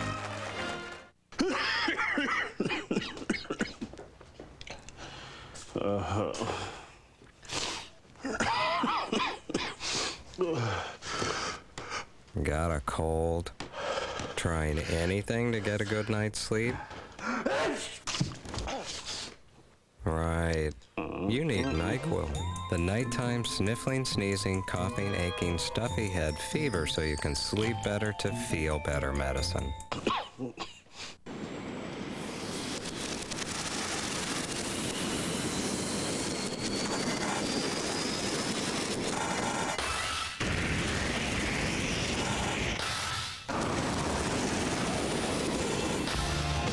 New faster acting Dawn with flash suds. It powers through tough grease at a speed no other brand can touch. New faster acting Dawn. Get grease out of your way sooner. In the second Unresolved Problem segment tonight, entering the mind of a terrorist. Osama bin Laden and hundreds of other Islamic fanatics are being hunted, and they know it. So what's their next move? Joining us now from Washington is terrorism expert Steve Emerson, Executive Director of the Investigative Project. All right, so now the Taliban, the last dispatch we got, they are thinking about, very seriously we understand, turning bin Laden over to not to America, but to another country. So bin Laden must know that, you know, his life is like hanging by a thread. What do you think he's doing, and what strategy would you employ if you were him? Well, first of all, I don't think he or we should attach any credibility to that proposal by the Taliban. They've said this in the past, that they're ready to turn him over to an Islamic court, and that's simply, you know, false information designed to confuse the, quote, enemy. Number two, I think he and his supporters within the Taliban are probably fortifying their positions, probably also understanding that some of their camps have been identified by U.S. reconnaissance photos, so they're probably rigging up some of their camps with booby traps, explosives, and ambush possibilities. Number three, he probably has some type of new system of tunnels that he has developed. Remember, he did a whole specialty, his whole specialty in the 1980s was developing tunnels and cavernous routes in Afghanistan. That's the way he got his credibility and his support for the Mujahideen. So he's on his home turf. He doesn't have to worry. So you feel that he's just going to try to wait it out in Afghanistan and dare the American forces to come in and get him? I think he wants American forces to come in, to tell you the truth, which doesn't mean we shouldn't go in. In fact, you know, I don't think we have an alternative. But for him, I think he's feeling, well, this is my turf. I know this like the back of my hand. I defeated the Soviets, and now I'm going to defeat the Americans on my turf. And, you know, frankly, he does have the upper edge here. All right. Now, I said yesterday on this broadcast that if I were going to if I were in charge of the military operation, I wouldn't send ground troops in, at least not right away. But I would ruin the infrastructure of Afghanistan, which is primitive, as you know. It's only a few, and basically I would starve them and then reinforce the guerrilla movement up in the north in the hopes that the people themselves would throw this Taliban government out, because I understand the support for this government is not that strong. Well, you know, that's a possibility of a scenario being envisioned, but frankly, I don't think the Taliban, like the Iranian Revolutionary Guards, care at all whether their people starve or not. I mean, I think they're totally unresponsive. So I frankly don't think that would work. Look, you know, there is the issue of pressure, being military pressure, obviously, that could be brought with the U.S. bringing enough forces to overcome the resistance and the upper advantage that he has strategically over knowledge of his territory. The U.S. could overcome the disadvantages to their forces. It would incur a major risk to casualties, and I think we'd have to pay that. Do you? So you would send in major ground forces to try to take these guys out, because you still don't know if you're going to catch bin Laden in his tunnels or wherever he is, because it's very hard to catch anybody in a country like that. You know that. It's very, very impossible to predict anything. And frankly, you know, your assessment is right. The odds of us capturing him are not great. I mean, maybe if we put in 500,000 troops, which I doubt would happen. But don't we send a message by leveling the Taliban government and making that country pretty much inoperable? Don't we send a message to other countries that harbor terrorists, which I think we have to do, and at the same time we minimize our casualties until we can be absolutely sure that when we send our boys in, we know where they're going? Well, frankly, my belief is that for this war on terrorism to be won, the theater of operations cannot be limited to Afghanistan. No, I know that, but you've got to figure that that's the first strike. You got to figure that's the first place that we'll go to try to get this bin Laden out of there. I'm not so sure about that, frankly. You know, I think there's a possibility that other places will be struck perhaps first. Look, there's no doubt he's expecting a strike. There's no such thing as strategic surprise any longer. Right. That's been given up. So the only question is, you know, when the media networks report the, you know, the F-14s and the bombers taking off, so he can watch it on CNN or Fox. Well, they're not going to do that. I mean, I believe the Bush administration. I think they're right when they say they're going to conduct a lot of these campaigns in secrecy, and the media's not going to know about it. And I applaud that. Any kind of military action, I don't want to put anybody's life in jeopardy. I don't need to report that. Do what you have to do and tell me about it later. I trust the government. Covert military operations, as you noted, are absolutely essential to the success of this operation. Right. But there's also going to be the overt issue of bombing raids, which you can't, you know, hide under some type of covert operation. So the question then becomes, how do you squeeze them out? How do you smoke them out? All right. Now, there's a report today that two of the suicide hijackers met with a big shot from Iraq in Europe last spring, I think it was. Is this enough for the American authorities to now go in? Because when you say we got to, you know, Afghanistan, bin Laden might not be the first target, I'm assuming you mean Iraq might be the first target. No, actually, I was not thinking of Iraq. I was thinking more of possibly the Bekaa Valley, where I think the Hezbollah connection to the bin Laden organization is demonstrably true, and I think possibly tied to this series of terrorist attacks. But if you get into the Bekaa Valley, then you're getting into Lebanon, Syria, Jordan, and all of those Arab countries, most of whom have said, hey, we're with you on this one.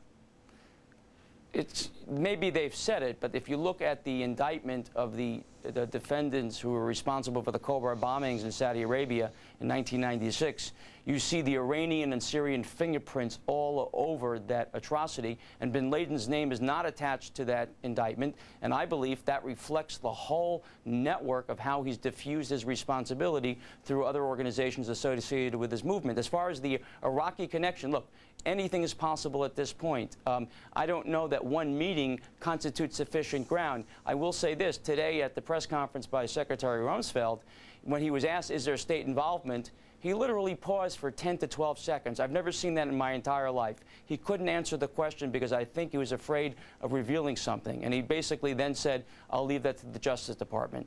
They actually have information. I'm not privy to it, but they do have additional information. And you know that how? I know they have additional information from other people that I've spoken to this afternoon. They would not tell me what that information was, but it's an extra piece of intelligence that seemingly confirms the involvement of other organizations or a state. In the World Trade Center Pentagon situation? That's correct. And it's outside of Osama bin Laden?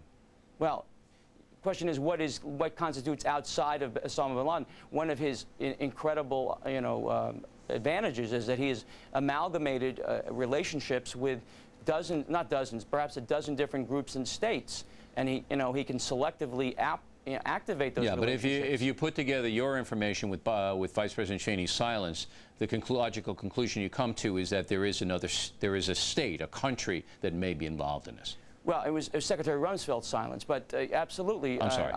I think that the evidence is clearly pointing to the relationship and the involvement, participation of another state. But they'll have to sell that, I think. I don't think they can just take action against a state without selling it, at least to our primary allies. Listen, the whole notion of selling it is going to be sold to the American public, as well as to the allies, as well as to our, our Arab allies. And it's not going to be easy selling, bombing the notion of the area of Afghanistan, but we have to do it. And as a I don't think it's going to be hard in America. I think you're going to have most Americans behind you wherever you want to go, as long as you have evidence to back it up. I think the Americans will say, go get them. I agree about that, but I think that one of the things holding back the president is, of course, the reaction he feels might be engendered, the negative reaction in the Arab world. Yeah. And sure, he doesn't want a jihad. He wants to do it right, and he should. It's an unbelievably complicated situation, Mr. Emerson. I hope you'll return to the factor, because we're going to continue reporting on this, and we appreciate your time tonight very much. Sure. Next, Jerry Falwell caused a major uproar by saying God was punishing America. He has now apologized, but have his comments cripple the religious right. Also, how about emailing us with some pithy comments? We'd like to hear from you. O'Reilly at FoxNews.com, O'Reilly at FoxNews.com. Right back.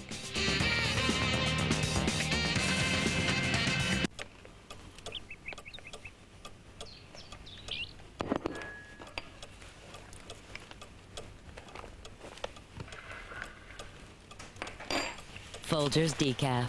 Really good coffee. Want to see a bright idea from Crest? It's new dual action whitening. It not only whitens your teeth, it helps keep them whiter by repelling new stains. For a smile that nothing can tarnish. New dual action whitening from Crest. Hi, I'm Doug Flutie, pro football player and father of an autistic child. I started the Doug Flutie Jr. Foundation to help less fortunate families of autistic children get the support they need. Here's a way you can help. Just dial 1010-220. All calls up to 20 minutes are only 99 cents, and 1010-220 will make a donation to the Doug Flutie Jr. Foundation every time you use it. So dial 1010-220, get up to 20 minutes for only 99 cents, and help some great kids at the same time. It's a win-win situation. What does a week in paradise smell like? Like sea green polos with the scent of the tropics. Like floral flowing skirts. And a sweater for those cool nights with the guy who still makes you feel warm inside. Like the freshness of tropical bloom downy, with the lush scent of exotic flowers that brings a little paradise home. Let the freshness of tropical bloom take you there. A quick toss of the Downy ball as you start the wash releases freshness in the rinse. Downy, it touches so much more than clothes. When my guys want cookies, it's moving. Hey guys, there's something better. I have a little secret surprise. These Pillsbury ready-to-bake cookies, they couldn't be any easier. I just place them and bake them. Look what I've got. But you know what the best part is? The boys get warm, gooey cookies. And as for me, well, I have more time to hang out with my guys. Pillsbury, my heart to yours. Thanks for staying with us. And Bill O'Reilly in the personal story segment tonight. Has Jerry Falwell damaged the religious right? Appearing on Pat Robertson's 700 Club, Falwell said this. Well, the ACLU's got to take a lot of blame for this. Oh, yeah. And I know I'll hear from them for this, but throwing God, or successfully with the help of the federal court system, throwing God out of the public square, out of the schools. The abortionists have got to bear some burden for this, because God will not be mocked, and when we destroy 40 million little innocent babies, we make God mad. I really believe that the pagans and the abortionists and the feminists and the gays and the lesbians who are actively trying to make that an alternative lifestyle, the ACLU, People for the American Way, all of them who tried to secularize America, I point the finger in their face and say, you helped this happen. Well, I totally concur. Well, the Reverend has since apologized for those remarks, but is the damage irreversible? Joining us now from Washington is Andrea Lafferty, the Executive Director of the Traditional Values Coalition, and David Korn, the Washington editor of The Nation magazine. Mr. Korn, what say you? Well, I don't know if he's damaged the religious right entirely, but he certainly has damaged himself. I think he lost tremendous credibility, as did Pat Robertson. I, for one, don't believe they should have had much to begin with, but I believe they showed their true colors. I mean, earlier in that program, Jerry Falwell said that America probably got what it deserves. Now, he and Osama bin Laden are the only two people who believe this was an act of God and that America is being punished because of religious matters. All right, but if these two men are the faces of the religious right, if they're the most famous people, why would you say that that cause would not be damaged by their behavior? Well, I think there are other people in the religious right who I think maybe act out of better faith than these people, but certainly when you're two leading figures, and with apologies to Andrea Lafferty, who also is a figure of the religious right, but when your two leading figures come out and say these things, and their apologies really are quite meaningless if you look at them today, I think that people have to wonder what's going on with a movement that puts any faith and credibility in people like this. All right, Ms. Lafferty, what do you think? Well, first of all, you know, the obituary of the religious right has been written more times than bad checks. You know, the religious right, as some people like to call it, is really millions and millions of people across the country that live in Keokuk, Iowa, and other places that have strongly held beliefs, and they're not going anywhere. But are they going to reject Robertson and Falwell now? Well, I think that, you know, Falwell has retracted or whatever his statements, but I think, you know, all of this pales in comparison to what happened last week and what's going to happen in the future. We're going to send our young people to a foreign land, and we need to make sure that they have opportunities to have faith, to have chaplains there. We're going to be working with the chaplains corps. All right, well, to that's make great, sure. and if anybody denies any chaplain any access, you let me know. Well, but no, I got to tell you, you can't you can't, Ms. Lafferty, diminish the impact of these remarks. And believe me when I tell you that everybody I know is appalled. And I know some very conservative, very religious people. And everybody, there's nobody that I know that can justify, condone, defend those remarks. Are you going to defend them? No, I mean, that's not why I was brought on the show. My understanding was, as your other guest said, this is the demise of the religious right. No, I mean, I just want to know what you think. I mean, you're brought on the program to give me your opinion, that's all. Bill, this is a good test for people like Andrea here. What do you say? Will you be working with Pat Robertson and Jerry Falwell in the future? Are there opinions, are there views worth collaborating with? Well, Ms. Lafferty, are you going to work with them in the future? We have agreed on issues. We're going to disagree on issues. We've disagreed in the past. But this is more than that. Yeah, this is a tone of... I don't believe... we have a God of mercy, a God of love. I don't think God said, I'm going to strike these people dead in New York. All right. No. So I'm glad about that. But if you do have individuals, and I firmly believe that Reverend Falwell and Reverend Robertson do believe in a vengeful God. I believe that they believe what they said, and they're apologizing now because they know they're in a lot of trouble. But I believe, knowing these guys and having spoken with them both, they believe in a vengeful God that are going to smite people who, you know, do things that they don't agree with. Bill, it's even worse. It's even worse than that. They're not just believing in a God that smites the sinners or the people who perform abortion. They're believing in a God that smites the innocents because there are people in this country who support abortion rights or gay rights. That's what they believe, and I think that's, you know, quite horrendous. And, you know, but unfortunately, it's nothing new, at least for Pat Robertson. Right, but it is no. It's new in the sense that you might have thought that, but these guys. Pat Robertson has said things like this in the past. Well, nothing like this. I can quote you. Nothing like this.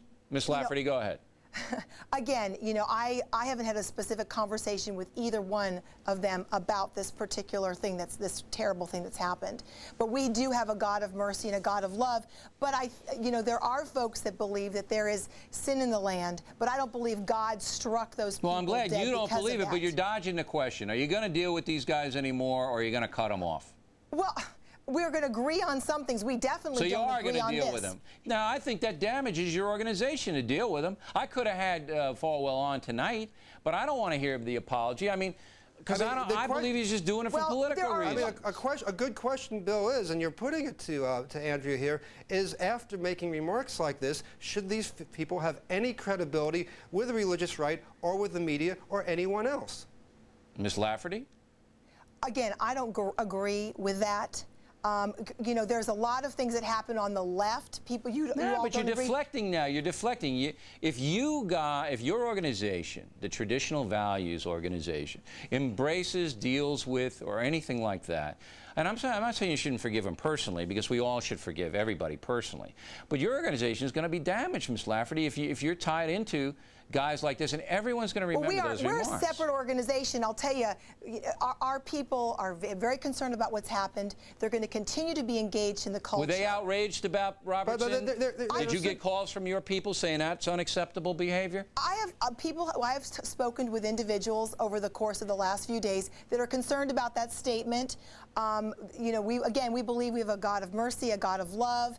But concerned and angry are two different things. Are they a little teed off? It's interesting because Andrea here won't say that she will not work with Pat Robertson and Jerry Falwell in the future. But that's her right, Mr. Coyne. If she wants to work with them, she can work with them. It is certainly her right, but there are a lot of coalitions that they work on together, and I just want to know, should we listen to Pat Robertson and Jerry Falwell on other matters that you may agree with them with in the future, now that we know how they see the world? But you and I, Mr. Coyne, well, you know, one thing that's great about America is that people have a right, whether you agree with them or not, to say things, to take certain positions. Sure, but if you do, of course, no one says they don't. You can say what you want, but then you have to take what comes. Ms. Lafferty, Mr. Coyne, we appreciate your time very much. Sam, we'll let the audience make up their own mind about that. And when we come back, there was there, I should say, another hijacking that was foiled last Tuesday. Rita Cosby with some new inside information from the investigation. And we would like to read your letter. I'm sure there'll be a lot of reaction to that segment. The O'Reilly Factor, Fox News Channel, 1211 Avenue of the Americas, New York, 10036. Name in town, name in town, name in town. Keep it pithy if you would. And The Factor will come back right after these announcements of interest.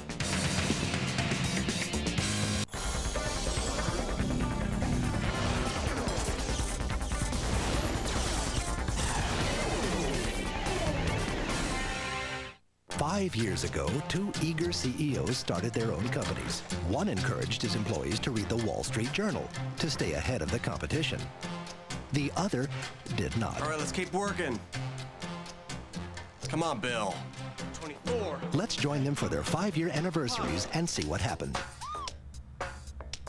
You guys are incredible. These past 5 years have been amazing. Thanks for enduring the pay cuts and the loss of benefits. But we've been even more successful than I could have hoped. To 5 more years of this. Look out, Europe! Here we go! Imagine what the Journal could do for you. It's now easier to get the Journal to help you. Get 8 weeks of the Wall Street Journal for just 38 cents a day. That's 50% off the regular rate. Call 800-714-3555. That's 800-714-3555. The Wall Street Journal. Adventures in Capitalism. He's doing really well. We depend on him to make things work. Before, his choices were limited, but now his possibilities are endless. Another good way of measuring Muslim sentiment is through Al Jazeera TV, based in Qatar. Tonight's phone-in show was beamed across the Arab world to a potential audience of 50 million. And some of the callers were almost incoherent with anger. U.S. attacks must have been perpetrated by secret groups like the CIA to revive the U.S. economy. This is an economic operation, not against Islam, not against the Arabs. Israel is the one that hit America. Israel is behind these attacks. Israel is the only beneficiary of these attacks. If Americans want to enjoy their freedom and their security, let them give freedom and security to others. They must stop supporting the Zionists and the Jews in Palestine, or else what happened last Tuesday will happen again, and in a bigger way. These samplings suggest Arab cooperation with the U.S. in its war on terrorism will not be a sure thing. And if the U.S. does manage to get their cooperation, it will find the Arab world will want something in return, beginning with what Arabs see as America's unwavering support of Israel. To restrain the Israelis for a peaceful settlement in the Middle East, to look not only also at the Palestinian problem, but also at other festering problems in the area. Sanctions against Iraq, what will happen to them? We're not in the same situation as 10 years ago after the invasion of Kuwait. On this occasion, Arab support is going to be largely confined to rhetoric. And the main reason for this is that they know that if they do, public opinion in the Arab world will react ferociously against it. Egypt's Hosni Mubarak, Jordan's King Abdullah, Yasser Arafat, they were all talking about the attack today because it has implications for all of them. Finally, a reminder that it wasn't just an attack on America. Ramzi Doani, a Jordanian accountant, American-trained, employed by a U.S. firm, one of the missing from the World Trade Center, is mourned by his family in Amman. He wanted me to go up and see the world from his floor. On what floor was he on? The 100th floor. And he told me, you know, Mom, every morning I go and I spend a few minutes just looking down, and it opens my heart. He used to tell me, and made me feel, I'm on top of everything. He just loved the place. An Arab family united in grief with Americans, and like Americans, wondering what lies ahead. For Nightline, this is Richard Gisbert in Amman. If the U.S. is to stop terrorism, it will not be through military might alone. It will also require delicate diplomatic efforts. When we come back, one man who has been at just such a negotiating table.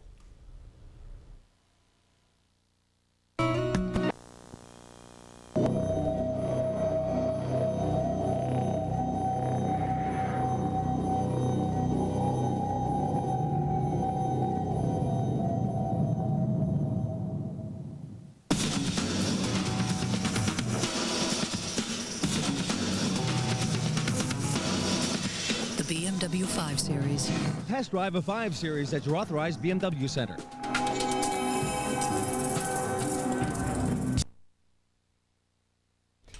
In Karachi today, some 3,000 Pakistanis protested against the United States and burned President George W. Bush in effigy. I'm joined now by ABC News correspondent Bob Woodruff in the Pakistani capital of Islamabad. Bob, what exactly is it they are protesting? I mean, in terms of the last week's events, it's the United States that is the injured party.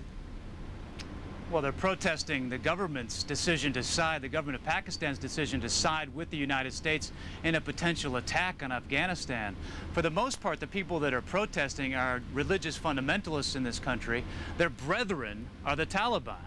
And they're also Muslims. And they don't want the United States to come in and attack that country, and they certainly don't want their own government to help the United States to do that. How significant a force are they, Bob? They're a fairly significant force, especially in the areas near Afghanistan, Ted. There's, in the northwest frontier province, there are a lot of former Afghanis up there. They generally side with Afghanistan. There is a great deal of worry within the Pakistan government itself that if there are problems within the country, they could be very, very significant. There was a Pakistani delegation that went to Kabul, to the Afghan capital. I understand they're back. Do you know anything about what they achieved or failed to achieve? It's hard to tell. They came back after 2 days of spending with the Taliban, trying to convince them to turn over Osama bin Laden. They have now returned. We had originally thought they were going to stay another day and participate or watch this council of clerics that's going on in Kabul today. What that will be is a group of Taliban's religious scholars that will now make the decision, one, about what to do with Osama bin Laden, whether or not to extradite him, and two, whether or not to declare a jihad or holy war against the West in case of an attack. In the case of the Osama bin Laden decision, most people believe that if they decide to extradite Osama bin Laden, they will probably put some conditions on that. One, that he go to an Islamic country so that he could be tried in an Islamic court. There's very little likelihood, they say, that they will allow him to be extradited to a Western judicial system. Is there any doubt in your mind at all, Bob, that the Pakistani government has made the decision that, at least in this issue, they stand with the United States and do so foursquare? No doubt about it. They seem to have already put their cards in that direction right now. In fact, the president, General Pervez Musharraf, has spent the last couple of days on a sales mission around the country. He's met with very influential editors of newspapers, political parties, religious leaders to try to convince them that this is the right path for Pakistan, and he will be addressing the nation tonight. It is now Wednesday morning here in Pakistan, so on Wednesday night he will be addressing the nation, and we believe he will probably continue along the same line of trying to convince the Pakistanis that he's going in the right direction and siding with the United States. There may be some relief debt that will be coming this way to Pakistan, and certainly he wants to be on the record as being on the side of anti-terrorism. Bob Woodruff, thanks very much. And joining me now live, Mansour Ijaz. He is an American citizen of Pakistani descent. He is a businessman who has repeatedly served as an intermediary between the United States and various Muslim regimes, including Afghanistan. He joins us now from our New York studios. And Mr. Ijaz, let's pick up on the note that I was just discussing with Bob Woodruff. You were telling me before, when we were on the phone, that you think there are massive demonstrations coming up on Friday, and I'd like you to talk both about the scope and what you think the impact of those demonstrations will be. I think there's going to be a fairly significant show of force by the religious parties throughout Pakistan. The intent, I think, they have is to demonstrate not to their own government what it is that could go wrong if the United States were to launch military strikes from Pakistan into Afghanistan, but to really send a message to the American people that if you think you can come here and destabilize our part of the world, we can destabilize things that matter to you as well. And to us, at this moment, the Musharraf government matters quite a bit. Now, in terms of scope, let's keep in mind that Pakistan is a nation of 140 million people. Many of those people live in the urban city centers, Islamabad, Lahore, Karachi, some of the other big cities there. And I think the religious parties have enormous capacity to bring people out into the streets. Now, it may be possible for them to bring out as many as 500,000 or 1 million people just to sort of demonstrate what the riot value is.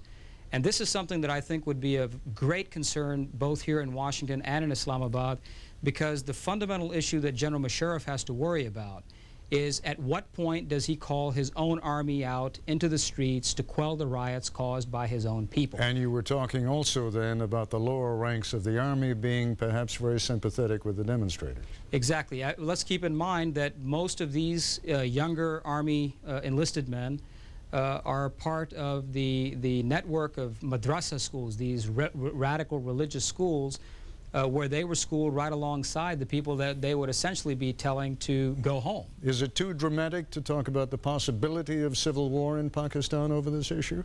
It is not. I'm afraid that's a very, very serious concern. All right, on that note, let's take a short break. More with Mr. Ijaz in a moment. Taking care of skin means watching out for scars. So reach for Neosporin to help prevent infection and minimize the appearance of scars. Healthy-looking skin is beautiful skin. Use Neosporin every cut, every time.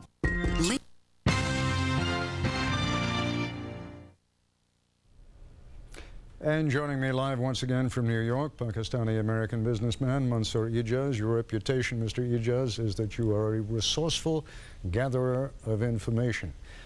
What kind of information do you have on the Pakistani delegation that just came back from Afghanistan? How'd they do? Well, they certainly delivered the message that that I think they needed to. Let's keep in mind that the people that went to Afghanistan were the intelligence chief of Pakistan and his deputy director, who is in charge of essentially their jihad policy, if I may put it that way, the holy war policy. In other words, he's very sympathetic with the Taliban. Exactly. And it's also important for the American people to understand that the ISI has historically been the greatest supporter of the Taliban. In fact, many people think that the ISI is the sole supporter of the Taliban. And if there was anyone in the world that could persuade them to come to their senses and understand what had gone wrong here, it was the ISI chief. Now, it was a stroke of luck for us as Americans that he was here in Washington so he could be directly debriefed by the American CIA director and the White House before he went back to Pakistan to carry the message. Now, having come back, I think the message that they delivered was one that said, essentially this time, whatever has happened and whoever is responsible, this has gone too far. And it runs the risk of doing enormous damage to Pakistan as a country as well. And no intelligence chief of Pakistan could damage his own country's interest above the Taliban. Whether he got a reception or not to that, I think it is pretty clear to me that he could have been told flat no, and that is not what he got. He got a scaled response, which means that the Taliban understand that this is pretty serious what has happened here, and that scaled response has three components to it. The first is that the Taliban have said that if they are to turn bin Laden over, it will have to be done by the Council of Elders. So the leader of the Taliban, Mullah Omar, has taken that decision out of his own hands.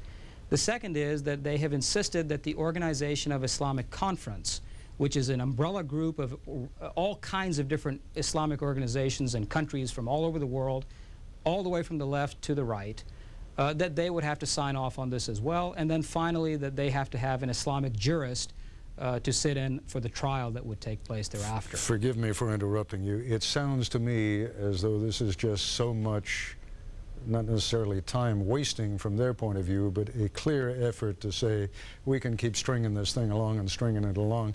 I don't get the impression that the American government is that patient right now. You were implying to me when we spoke earlier this evening that there may be one last chance for one last mission, perhaps even including an American envoy? I think it's very important for the United States to demonstrate every route, every mechanism, every possibility of fairness. That they've given ample opportunity for the Taliban to respond. They've given them a very clear direction on what it is that we want. And first we asked the people who were closest to them, and if they're not going to respond to them, we're happy to ask them ourselves because the Afghans can be very stubborn people. And if they don't respond then it's very clear, and I think the world would then stand behind us united, including many of the Islamic countries. Are you telling me that the Taliban would accept an American delegation? I think they have to.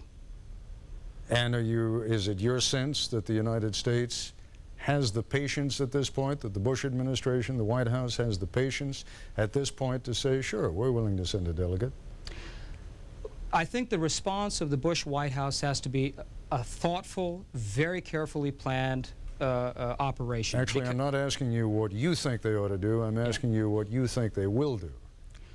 Well, again, I'm saying that I think what they will end up doing in the end is a surgical operation and not one that is a carpet bombing raid. But between now and then, do you think it is possible that this White House will still send a delegate to Afghanistan to meet with the Taliban leadership? They have indicated that they are prepared to send a high-level delegation of officials. The question is whether the officials are the right people to sit with them. I think that's the way I would put it. Who do you think would be the right people? I think they have to send someone who has stature, perhaps from the intelligence community, someone who is truly an American that nobody could question. I think they have to send somebody who has a very clear understanding of what the roadmap is in Afghanistan right now. And finally, and we've only got 30 seconds, what are your expectations for Friday in Pakistan? Real trouble? I think there's going to be enough heat applied in Pakistan on Friday to help General Musharraf understand what the ramifications are of going with America. And I think there will be enough heat applied for America to understand what the risks are to that government if things go wrong. I thank you very much. Good of you to join us this evening. Thank you. When we come back, an American lawyer who has unique insights into the mindset of the terrorists. Our guarantee is our promise. If you're not happy with your glasses, you can bring them back. No questions. That's what LensCrafter's 30-day money-back guarantee is all about. The smooth ride of a luxury car. The seating capacity of a minivan. Capabilities of an SUV. All in one totally innovative package. Introducing the all-new 2002 Buick Rendezvous. What? You're expecting Igor? Buick Rendezvous. It's all good. Dear Aleve, when my wife took pain relievers like Tylenol for her bad headaches, they'd work a while, then quit. So she tried the Aleve I take for arthritis pain. Just 2 Aleve can work all day. That could take 8 Tylenol. Now her headaches are gone all day. Thanks, Aleve. As details of this unthinkable tragedy unfold, stay with ABC News. And tomorrow, watch a special edition of 2020 at 10, 9 Central.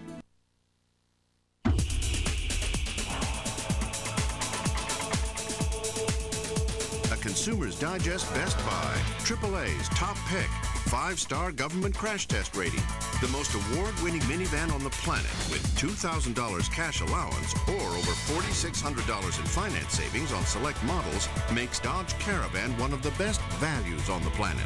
See, compare, drive, Dodge during the Team Dodge sales event.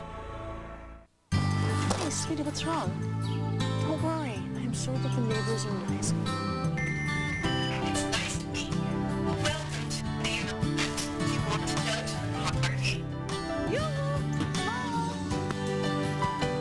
I baked this pie for you.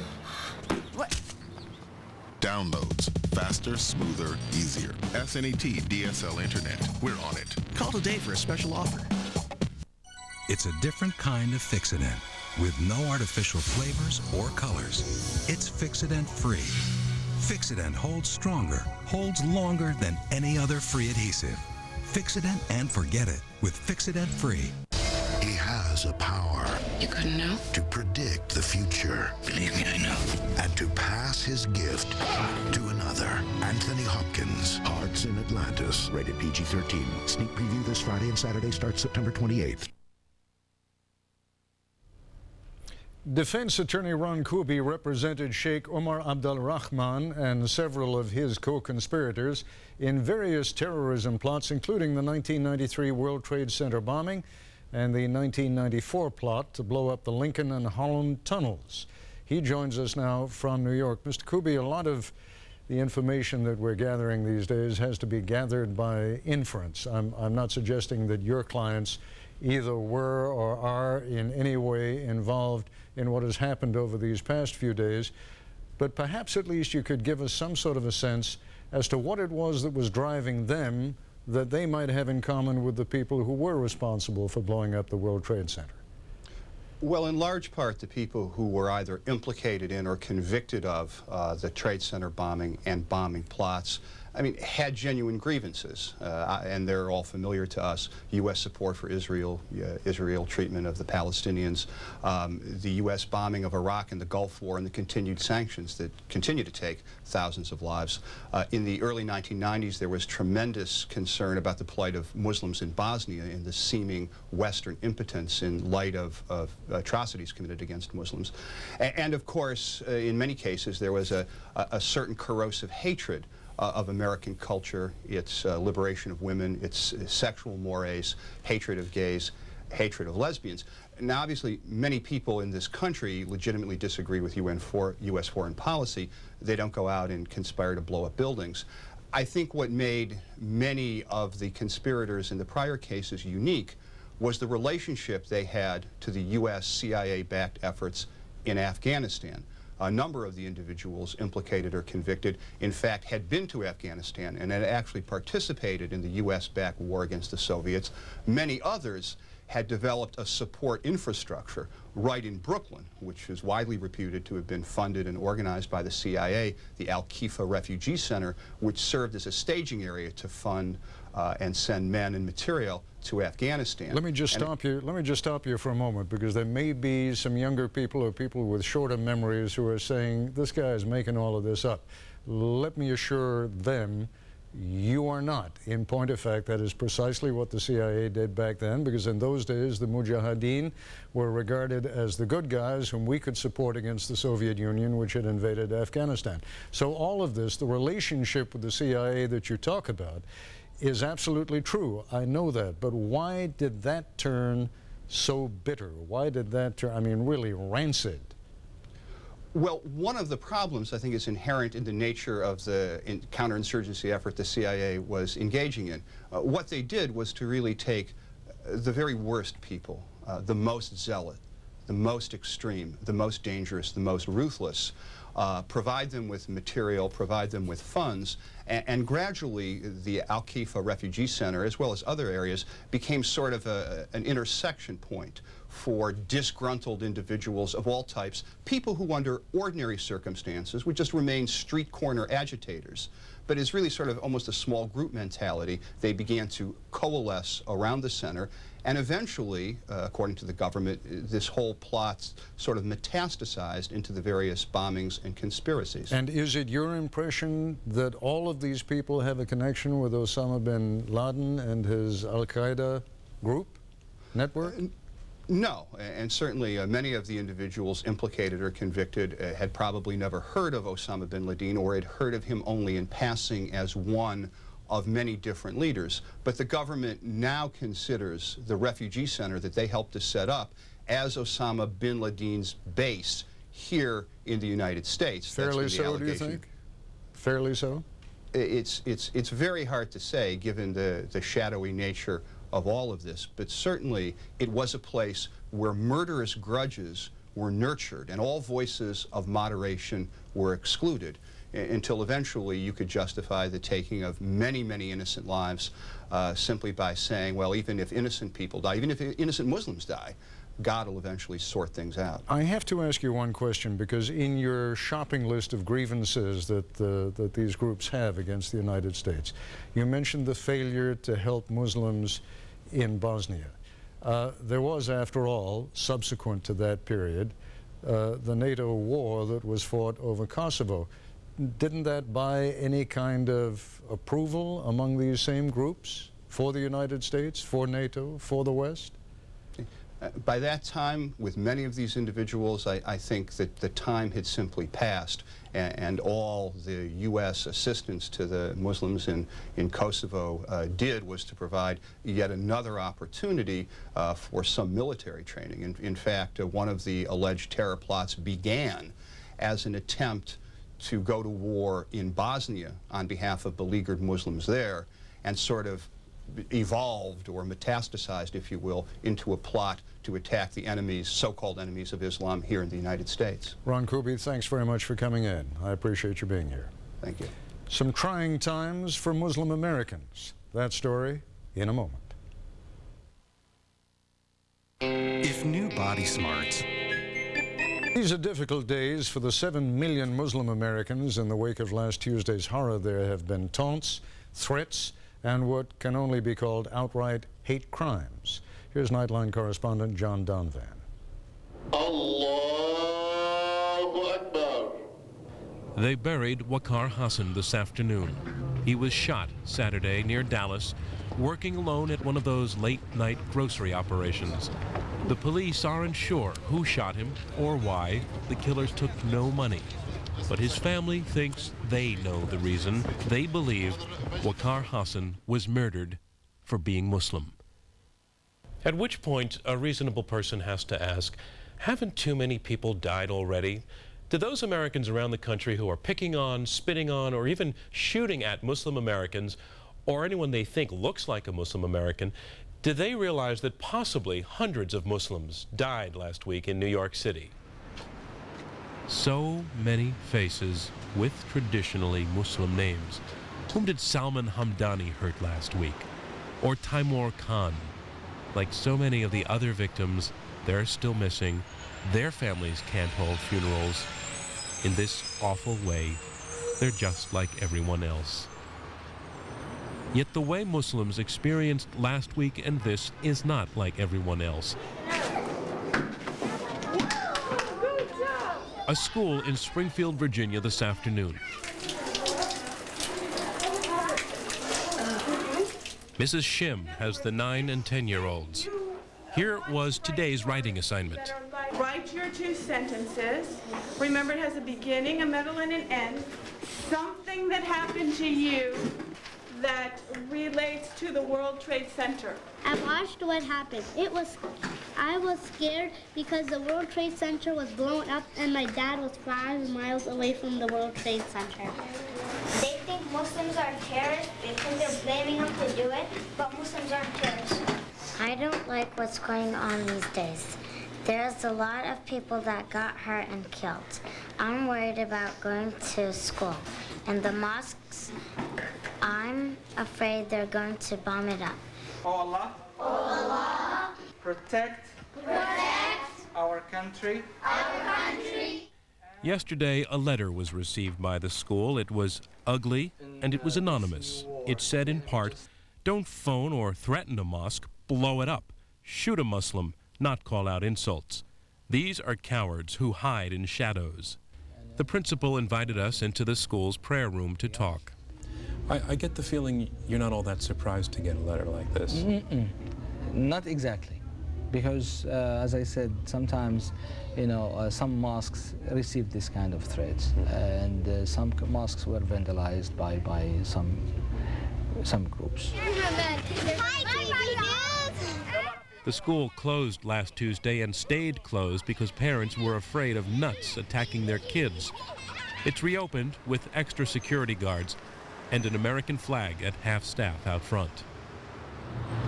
California today, a Muslim school in Sonoma, where attendance is down 40% since New York and Washington were attacked. Many of the parents, they did not send their kids to the schools. Women who have Islamic attire, they are fearful when they leave their homes, and I think I'm really sad because of that. Just walking down the street, you think, oh God, someone could come behind me and attack us, and you really don't want to feel that right now. And Georgetown University. Actually, it feels like a safe haven to Muslims here. They say that their fellow Christian, Jewish, and other students have been unwaveringly open and warm and compassionate. Gatherings like this one this morning have been frequent. This moment of silence is to remember the victims of the Pentagon. And yet, none of the students we talked with feels entirely safe stepping off campus. They talked about the advice they've been getting from home, about lying low right now, the steps they should take to stay out of trouble. Your dad told you to shave your beard? To shave my beard, to put an American flag on my car, anything that would make me not necessarily be targeted. How did you feel about getting advice like that from your dad to shave your beard?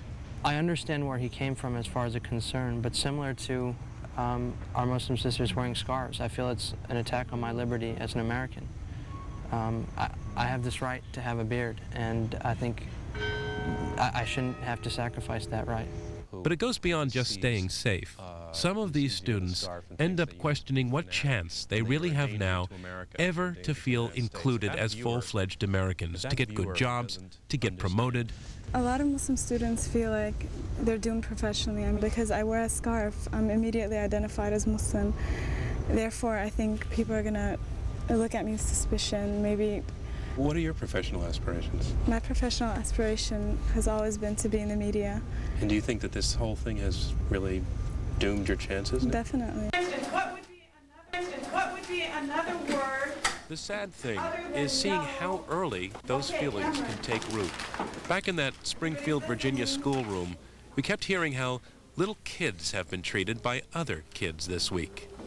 Have you been hearing people saying bad things about Muslims since this happened? Yeah. What kinds of things have you been hearing? Really bad things. Like what? They keep on saying you did it. To me. You're people who did it. What do you say when they say that to you? I ignore them and go. Like when I'm playing with my friends, these Christians that keep on staring at me, in a bad way.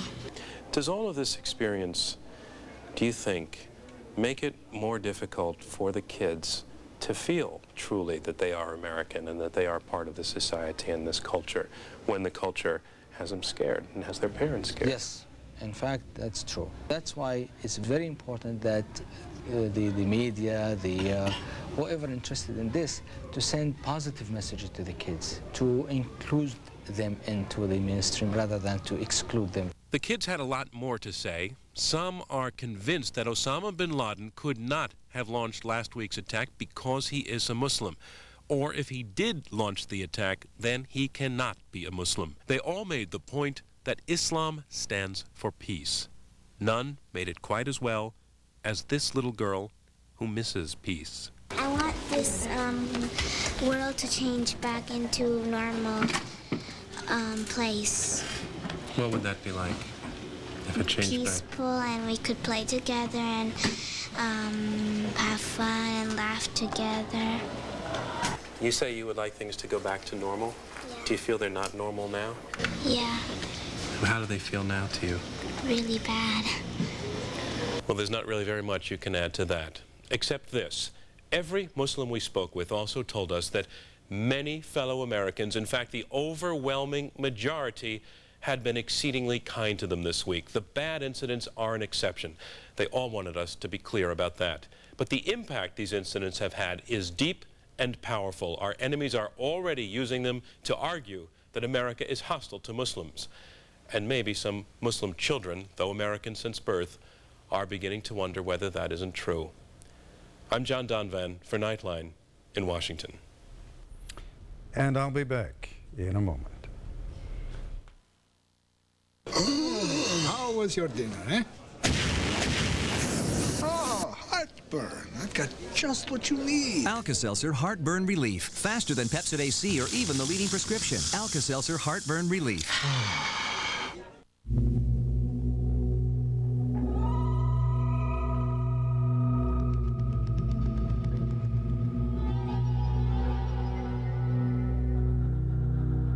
Chevy Tahoe offers a third row of seats that's light and easier to handle than anything else out there.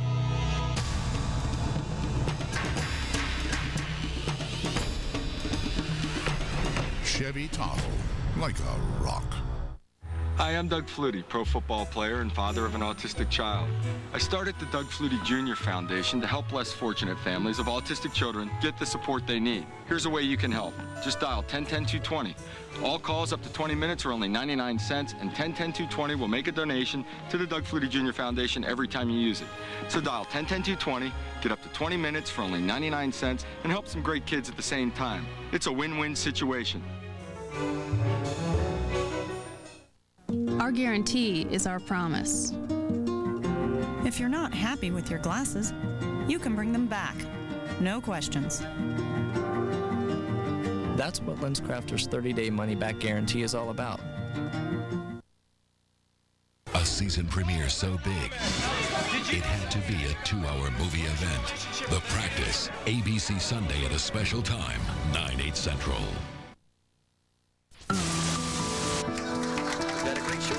Weather changes.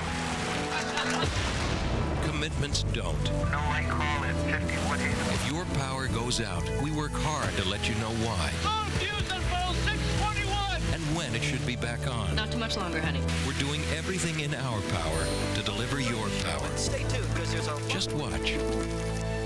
Part of the Northeast Utility System, Connecticut Light and Power, delivering the energy of Connecticut. Join me and the Leukemia and Lymphoma Society for their annual Light the Night Walk. Funds raised help cure leukemia, lymphoma, and myeloma and improve the quality of life of patients and their families. Help us fight the battle against cancer. Find out where the closest Light the Night Walk is to you. Don't miss this nationwide Leukemia and Lymphoma Society event dedicated to the celebration and commemoration of lives touched by cancer. Tonight at New York's Union Square, they gathered once again to pay their respects, to light candles and to try and make some sense out of the events 1 week ago. And that's our report for tonight. I'm Ted Koppel in Washington. For all of us here at ABC News, good night.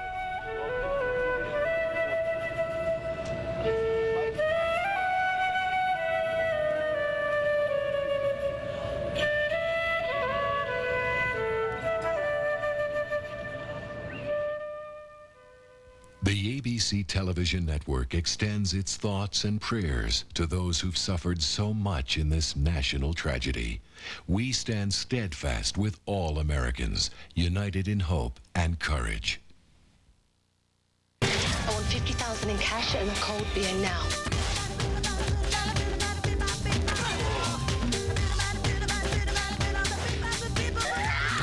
You have ropes in your bedroom?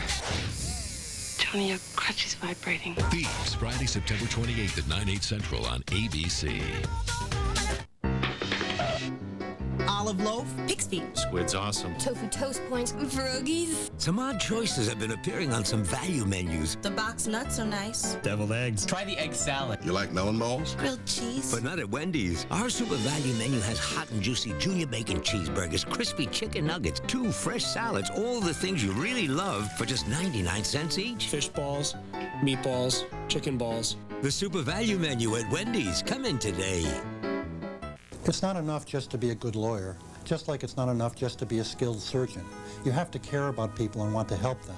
It's also not enough that we've had some big verdicts, because every case is different and no lawyer can guarantee a particular result. What is important is that at Jacobs & Jacobs, we try to understand what each individual client is going through. We care about our clients, which is a big reason for our success.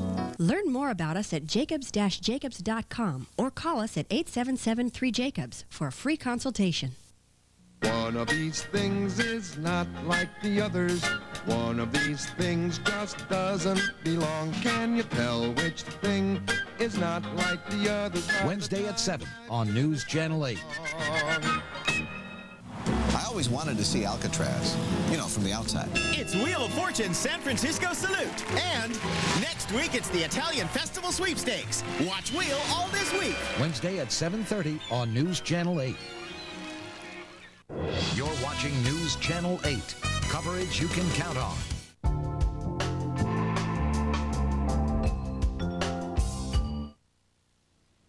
Good evening. Welcome to Politically Incorrect. Once again, we're of course going to be talking about the tragedy that befell our nation a week ago and how our nation can heal itself moving forward again. Let me first introduce the panel. To my right here is a very good friend, Alfre Woodard, the brilliant actress. As I said about Arianna Huffington last night, it's times like these that make you want to be around your friends, especially when they are wise, and she is, of course, both wise and my friend. To your right is Mr. Don Bastani. We have not met, but when this happened, I said to the people at this show, I said, we have to book people of Arab-American descent because we have to hear that point of view. If we don't start to understand each other, it's going to get worse before it gets better. So I thank you for joining us, sir. And this, of course, is David Horowitz, who is well known to policymakers and editorial readers. He is also the president of the Center for the Study of Popular Culture. Now, a couple of things. I meant to do this last night, and as we do on the show, we got to talking, and I forgot. But last week, I was home, as many of us were. Didn't go to work, for good reason. But I thought, you know what? I feel bad. So many people are suffering. And I'm not going to work and I'm getting paid. So I said, you know what, I'm going to give last week's salary to somebody.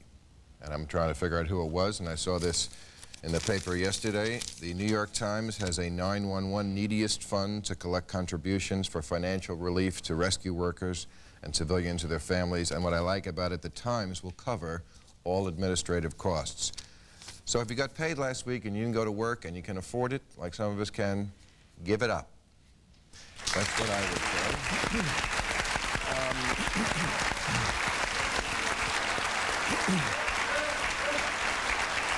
That's okay. I say that as an example and a suggestion. The other thing I wanted to mention is that I received a lot of messages today about the show we did last night, most of them positive, but to those who say that there was insufficient grieving, I understand. I hear you. I just have never been good at grieving in public. But I was as devastated as anyone was, and I feel it. But I also feel a responsibility for this show to be what it has always been, a place where people can come and express their ideas openly in a way they can't in many other places. They say the truth is the first casualty of war. If that's true, this show may be in trouble. But I hope not. As I say, I do hear people, to those who say we should pause, I hear you.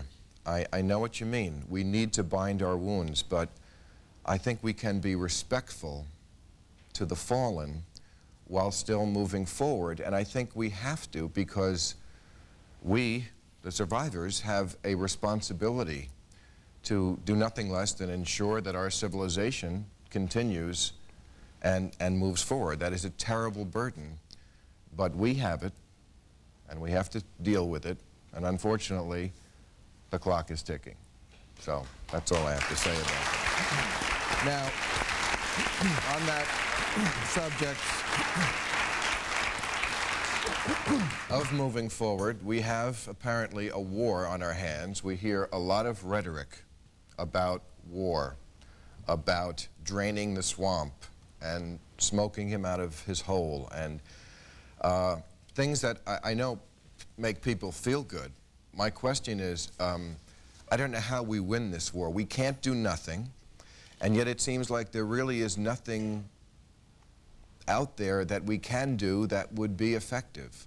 What do we do? How is this war won?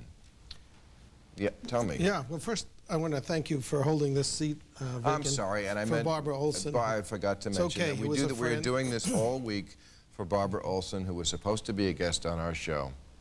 The Tuesday it happened, she was flying out here, and I said, no, that seat is going to stay empty for the whole week in honor of her. Thank you. And then I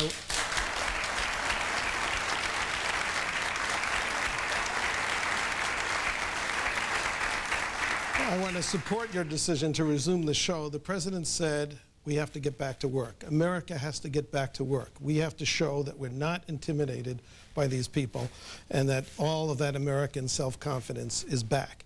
The first way that we need to win this war is to take our defenses much more seriously than we have in the last decade. Yeah, wait.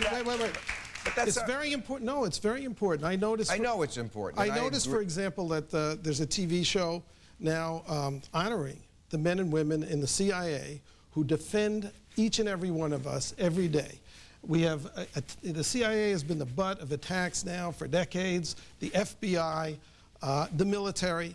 We need, as a nation, to understand that the great fun we have and the great, and the truths that come out on shows like this have to be protected. It's not like the world is saying, great America, do your thing.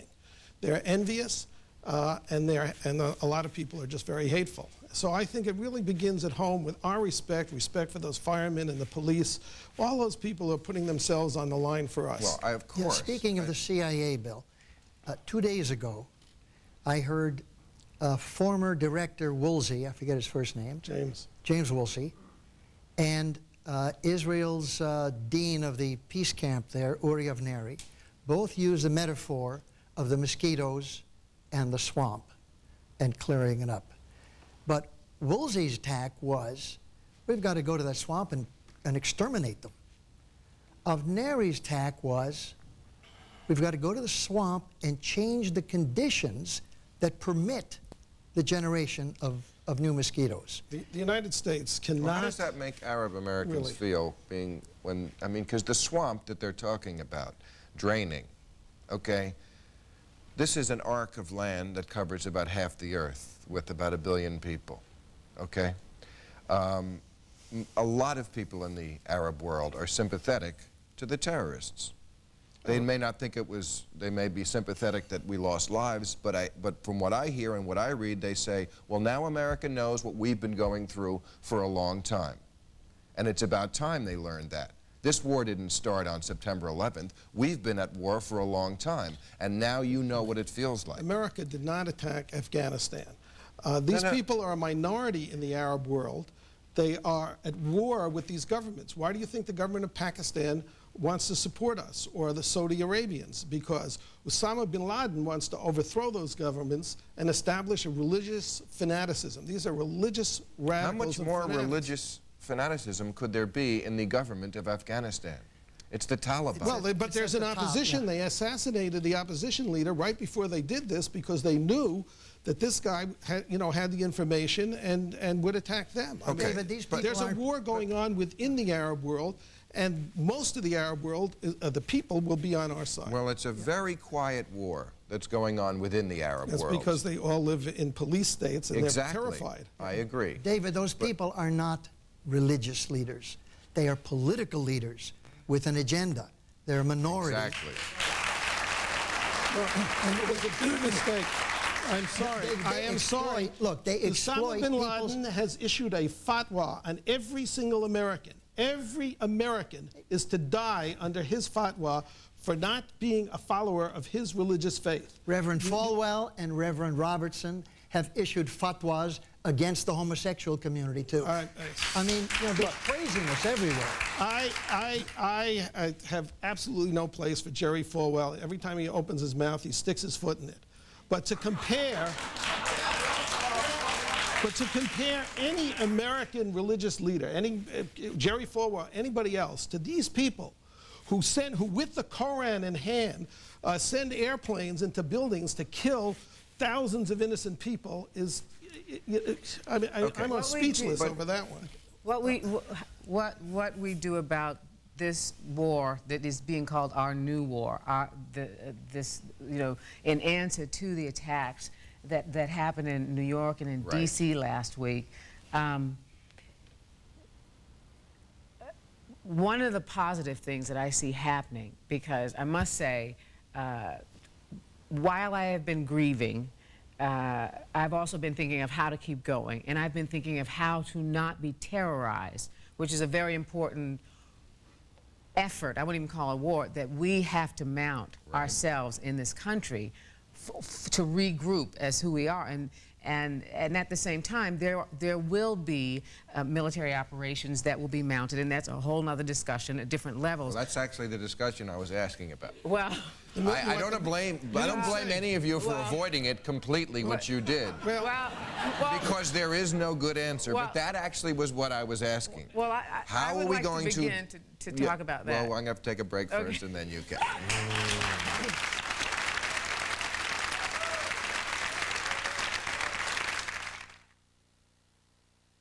Hi, I'm Doug Flutie, pro football player and father of an autistic child.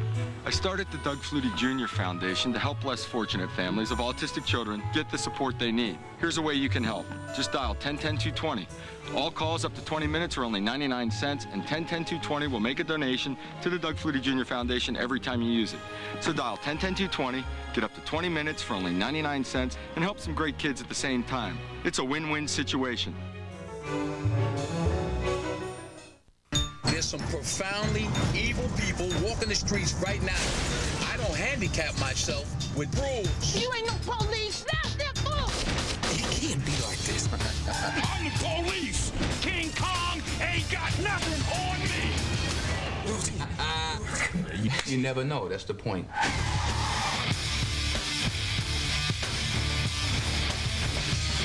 Training Day. Rated R. Starts October 5th. They tried our refreshing blue flavor. They tried our minty green flavor. Then we told them both we're Listerine. Cool Mint and Fresh Burst Listerine. All of Listerine's germ-killing power with great taste. Quitting smoking? Then you know how mornings can be. And you should know. Nicoderm CQ gives you a higher morning level of medicine than that round store patch and stays higher all morning long. So stick with Nicoderm CQ. As details of this unthinkable tragedy continue to unfold, ABC News is there with up-to-the-minute developments 24 hours a day, broadcast to broadcast, and continuous coverage on abcnews.com. And tomorrow, America Fights Back, a special edition of 2020 with Barbara Walters at 10, 9 Central. This is your license to save. At Mora Automat, this license allows you to buy a pre-owned vehicle for less than retail. Domestics and imports for $5,000 and up. Choose from a wide range of sport utilities and pickups. And all vehicles come with a 7-day return policy. At Mora Automat, this is your license to save. So what are you waiting for? Mora Automat is just around the corner on Dixwell Avenue in Hamden. Hey, don't walk like a cop, all right? You say you're serious about doing some good in the real world. Well, this is the place to learn. Even those sworn to protect Please get away from the door! are human. What's wrong with street justice? Oh, just let the animals wipe themselves out. God willing. Even those dedicated to keeping the peace can cross the line. That's what I'm talking about. Denzel Washington. You think I'm crazy, right? Ethan Hawke. I think you're a rogue cop. Training Day. Rated R. Starts October 5th. All right, we want to return to the subject what we were talking about, which is we've declared war. Now what do we do about that? What would feel good? Bill, may I please do a quick disclaimer first? For anything that I may have said earlier or may say in the rest of the show should not be interpreted as any kind of justification for what happened last Tuesday. We understand that. You're here on Politically Incorrect, and as I said, this is here to speak so we can really hear what's in people's minds. Because I think there's a lot of editing going on, some of it justified, but we really need to hear it, and that's why I want you here. And no one ever thought that you supported that. But I was just going to say that this question I'm asking about the war that I want you to answer now, because in the LA Times today, Pat Buchanan, who is about as far on the right as you can get, and Robert Scheer, who's about as far on the left, basically said the same thing. Mr. Scheer said, sorry to break the news to the flag-waving kids on the overpasses and to the media and politicians leading them on, but the measures required to totally eliminate terrorism would turn the world into a police state. That's ridiculous. And Pat Buchanan said very similar things. He said, we don't want to turn into a war of civilizations with the United States almost alone. It's not going to happen. What Why? we're going to do, because one of the really smart things that Bush has done is he re-put together the leadership that led us in the Gulf War. We already have a coalition. We will get Pakistan to demand from the Taliban that they release him. If they don't, we're going to go in and we're going to get him. We're going to issue an ultimatum to Syria. He's Spartacus. 1,000 will rise in his place. No, that's completely wrong. No, that's wrong? How many? He's all alone. There's a difference between, we're not going to exterminate, we're not going to eradicate every terrorist, but we can prevent them from doing what they did to the World Trade Center. We can go to Syria. By going into Afghanistan. We will go to, well, we got to get rid of Osama bin Laden. Must die. How? He must kill him, just the way we should have killed Saddam Hussein. Right. But wait.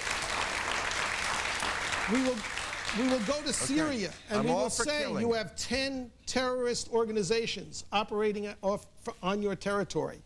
You will close them down, or we will topple your regime. So we're going to topple all the Arab regimes, all the way from Rabat in Morocco to Islamabad. No, there are not that many. You and George Bush want to go in like John Wayne. Iraq, Iran, that's not Syria.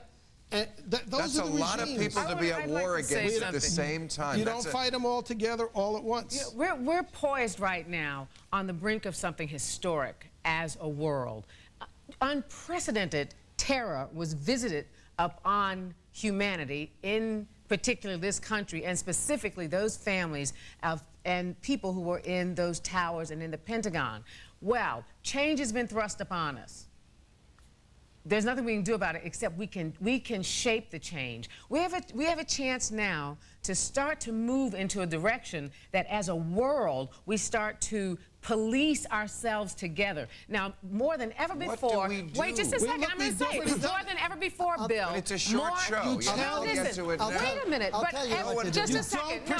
Tell me what it is. All these people around the world, even our foes, were aghast at this tactic. So people have said, what can we do? Now is the time. You have more nations than ever before willing and ready, because they understand their vulnerability, also saying, let's go in. Let's identify terrorists. We all like to have wars, but this is something new. So right now, we can garner that energy, stop saber rattling so much, and go in with all those people, including the Arab states who have said they are willing to help and to specifically target people and go for them. You just can't have drive-by bombing. The difference now between what Bush is going to do and what the Clinton administration didn't do is when they go to somebody like Arafat, who is part of his coalition as Hamas, which was behind the first World Trade Center bombing, they say, close down the violence or you are history. It's a different way of talking to these regimes. Okay. Syria, and these close down the camps or we are going to take down your regime. These regimes, I might add, that you talk about, these Arab regimes that have pledged to us. I'm talking about the Arab countries. They speak in English in one way, and they speak in Arabic something totally different. Arafat for years has in English spoken the words we want to hear. When he speaks in Arabic to his people, it's a lot about destroying Israel. So they speak in two different languages with two different messages. But you know what I'm sure I have to take a break, but I would like you to address that point when we come back. So thank you very much.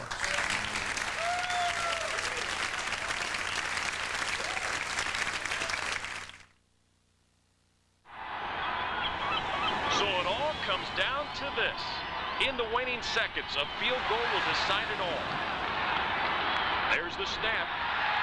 Good hold. The kick is up. It appears to be long enough. And it splits the uprights right down the middle. Oh, that's as pretty as it gets. An absolutely perfect ending to a perfect day. Nice table, Ving. Nice phone. Want to play for it? And if I win? How about this? Now, the best thing about this phone, Ving, the minutes are free. Just like this. Get Verizon Wireless free up at Radio Shack and get a Nokia digital phone for $99.99, including a $50 setup card. I'm selling this table. Oh, Larry, just you, me, and that. Trojan man. You can't row without the right paddle. Trojan latex condoms help provide the protection you need. You do have the right paddle, Larry. Trojan condoms, the most trusted. The Schick Extreme 3. Triple blade performance. Pivoting head. And after a bunch of great shaves, you just toss it and serve up another. Schick Extreme 3. Schick. Shave something. Wednesday, September 26th at 8/7 Central. ABC invites you to witness the birth of a brand new season of My Wife and Kids. The one-hour season premiere, Wednesday, September 26th on ABC.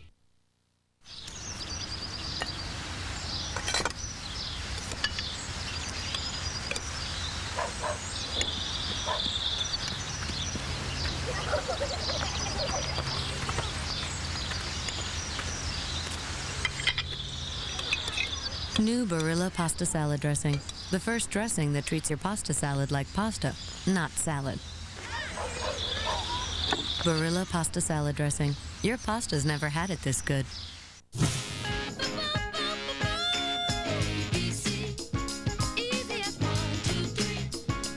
Getting a bigger flame broiled cheeseburger can't get any easier. Get a tasty single cheeseburger for just 49 cents, a double for 99 cents, or a triple for $1.49. Now for a limited time. Stop by Burger King for a great tasting deal. All you have to say is single, double, triple. George Hart Infiniti, offering some of the most luxurious cars on the planet at the most attractive prices in Connecticut. Treat yourself to a richly appointed Infiniti with supple leather and lavish detailing. Indulge in Hart's exclusive total dealership experience, including free loaner cars, roadside assistance, and more. Take advantage of 3.9% financing and special manufacturer lease programs on new 2002 Infinitis, like the all-new 350 horsepower Q45. George Hart Infiniti in West Haven. You gotta have Hart. Okay, I'm sorry you were about to say, and please address what I was saying about Arafat speaking one thing in English and saying something quite different in Arabic. Okay, your observation there is correct. But Yasser Arafat is not a wonderful leader. No. But the Palestinian people are a wonderful people. I know them. I agree. And many people know them. They're reacting to having had their land taken from them by foreigners from another continent. That's not true. That's, Bill, it wasn't the Arabs who went to where the Jews were living. There was never a Palestinian state. Oh, we're not talking this about, idea that Bill, they had a homeland. No, we're not talking about a state. We're talking about a society that has lived on that land for centuries and centuries. Not true. Of course it's true. It's not true. No. It is true. I'd like to talk. Palestinians have lived on that land for hundreds. The Palestinian exhibit at the 1939 World's Fair was Zionist. It was not Arab. Let's stay on the subject tonight. Well, I wanted him to speak. Yeah, there were Jewish Palestinians for centuries, along with the Muslim and Christian Palestinians. They were all Palestinians. Right. Their first language was Arabic. And then the Zionist movement arose 100 years ago, and European Zionists went to Palestine, succeeded in taking the land from the Palestinians. Then 34 years ago... We're not going to resolve this tonight. Jordan... No, we're not The going to resolve majority of the people of Jordan are Palestinians, and they never What does that have to do with the fact, David, that people lived on that land? Used to it doesn't belong matter to Jordan before it attacked Israel. No, I would like to say... It doesn't matter if it was an independent state. Since we have what matters is you had people there. I don't want to... And they were pushed out by foreigners from Europe. I don't want to argue... That's a fact. This is That's not my fact. Look, that's I don't a want fact to of argue history. the Israeli-Arab dispute. We now have America at war with these terrorists throughout the world. You can't declare war on people, on individuals. You got to have a state. And when we declare war on a state, then we can say we're at war. Right now, we have a horrific crime against humanity that we hope other states will join in trying to solve. No. This is a war that has been declared by forces that are supported by Iraq and Iran. No, I'm talking about the war that we see on our TV. We are not going to win this war unless... We're not talking about a war declared in Iraq. We need to spend hundreds of billions of dollars to defend ourselves, or we will have anthrax, chemical weapons in this country. This is very serious. This is not about crimes that people commit. Bill, and I would like to use 1 minute here to say something about our president. That George Bush, one thing that you know about him is because you saw throughout the campaign, when he said he wanted to restore dignity and honor to the White House, he understood that the president is the commander-in-chief and that all our lives depend on his decisions. And I am very proud right now of the man who is in the White House for taking that post so seriously for all of us. That's what I want. Okay, just a second. Do you want to speak for a minute? Yeah, Bill, do you want to hear this? You asked for a solution, Bill. You want to hear my suggestion for a solution to our problem here with the terrorism? There are two phases. One, pursue the killers. Pursue them without hurting innocent people. Now, that pursuit can take a long time, and let that continue as a part of the project. The other part is review our foreign policy and change the capitalistic conditions that we pursue against the knowledge and the will of the American people in propping up dictators to create stable conditions for our big business to flourish. I don't know if the American people... I mean, I don't know. Have I heard this right? Is this a plea for socialism? I don't know that we propped up Arab dictators. I don't think we propped up Saddam Hussein. The problem is that we didn't knock him down. We tried. Well, you know what?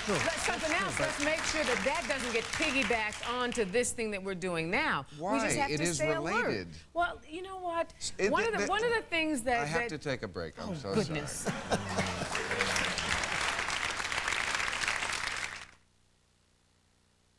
Have you looked at your long distance bill lately? Wow. Are you kidding me? Ouch. That's gotta hurt.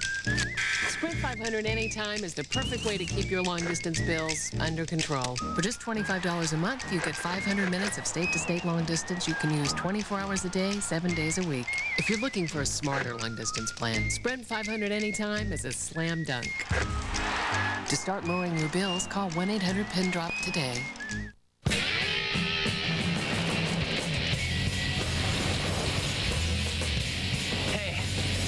Switch? Sure. Introducing the all-new Chevy Avalanche. The only vehicle that switches from an SUV to a pickup. Good idea. Chevy Avalanche. Like a rock. You like comedy? Do you like rock and roll? Would you like to make money just for watching TV? Then watch our premiere and we'll send you a check for $300. Oh, it'll say it's from the federal government, but it's really from us. The Drew Carey season premiere Wednesday, September 26th on ABC. Oh, also, we make the rain. So watch or the crops will die. More. That's what you get with Verizon Wireless. And right now, you get 3,000 more night and weekend home airtime minutes, free every month for life. And there's more. Now get a free AudioVox 135 phone after mail-in rebate. Plus, you can find it all in more places. A Verizon Wireless communications store, the Verizon Wireless Center at Radio Shack, or call 1-800-2-JOIN-IN. So hurry in for 3,000 more free minutes for life and a free phone. Only from Verizon Wireless. Join in. Hey, Connecticut. Is this what you find when you're looking for a pre-owned truck? Cars? Like this 2000 Mustang GT convertible? Or how about this? A 2000 Ford Focus? Now at Williams Ford in West Hartford, sure, we have used cars, but we really have trucks. You'll find it all. Williams Ford stocks only strong, reliable used trucks. You'll find the widest selection of quality pre-owned trucks. Williams Ford in West Hartford Center, your place to find trucks. More trust, more confidence. Only Williams Ford. The day has ended. Amber blends to twilight blue. The world softens a bit around the edges. You release all the cares of the day, and nothing else in the world matters. Bella Sera Pinot Grigio. It's going to be a beautiful evening. Or as they say in Italian, it's going to be a bella sera. Okay, you mentioned President Bush. Ever since this happened, I have thought of Shakespeare's Henry V, Prince Hal, a youth spent wantonly and then becomes a great king when war transforms him. I have high hopes that could happen to him. As he said to Falstaff, "Presume I am not the thing that I was." So we are rooting for him. We have to, and we want to. Thank you. Good night.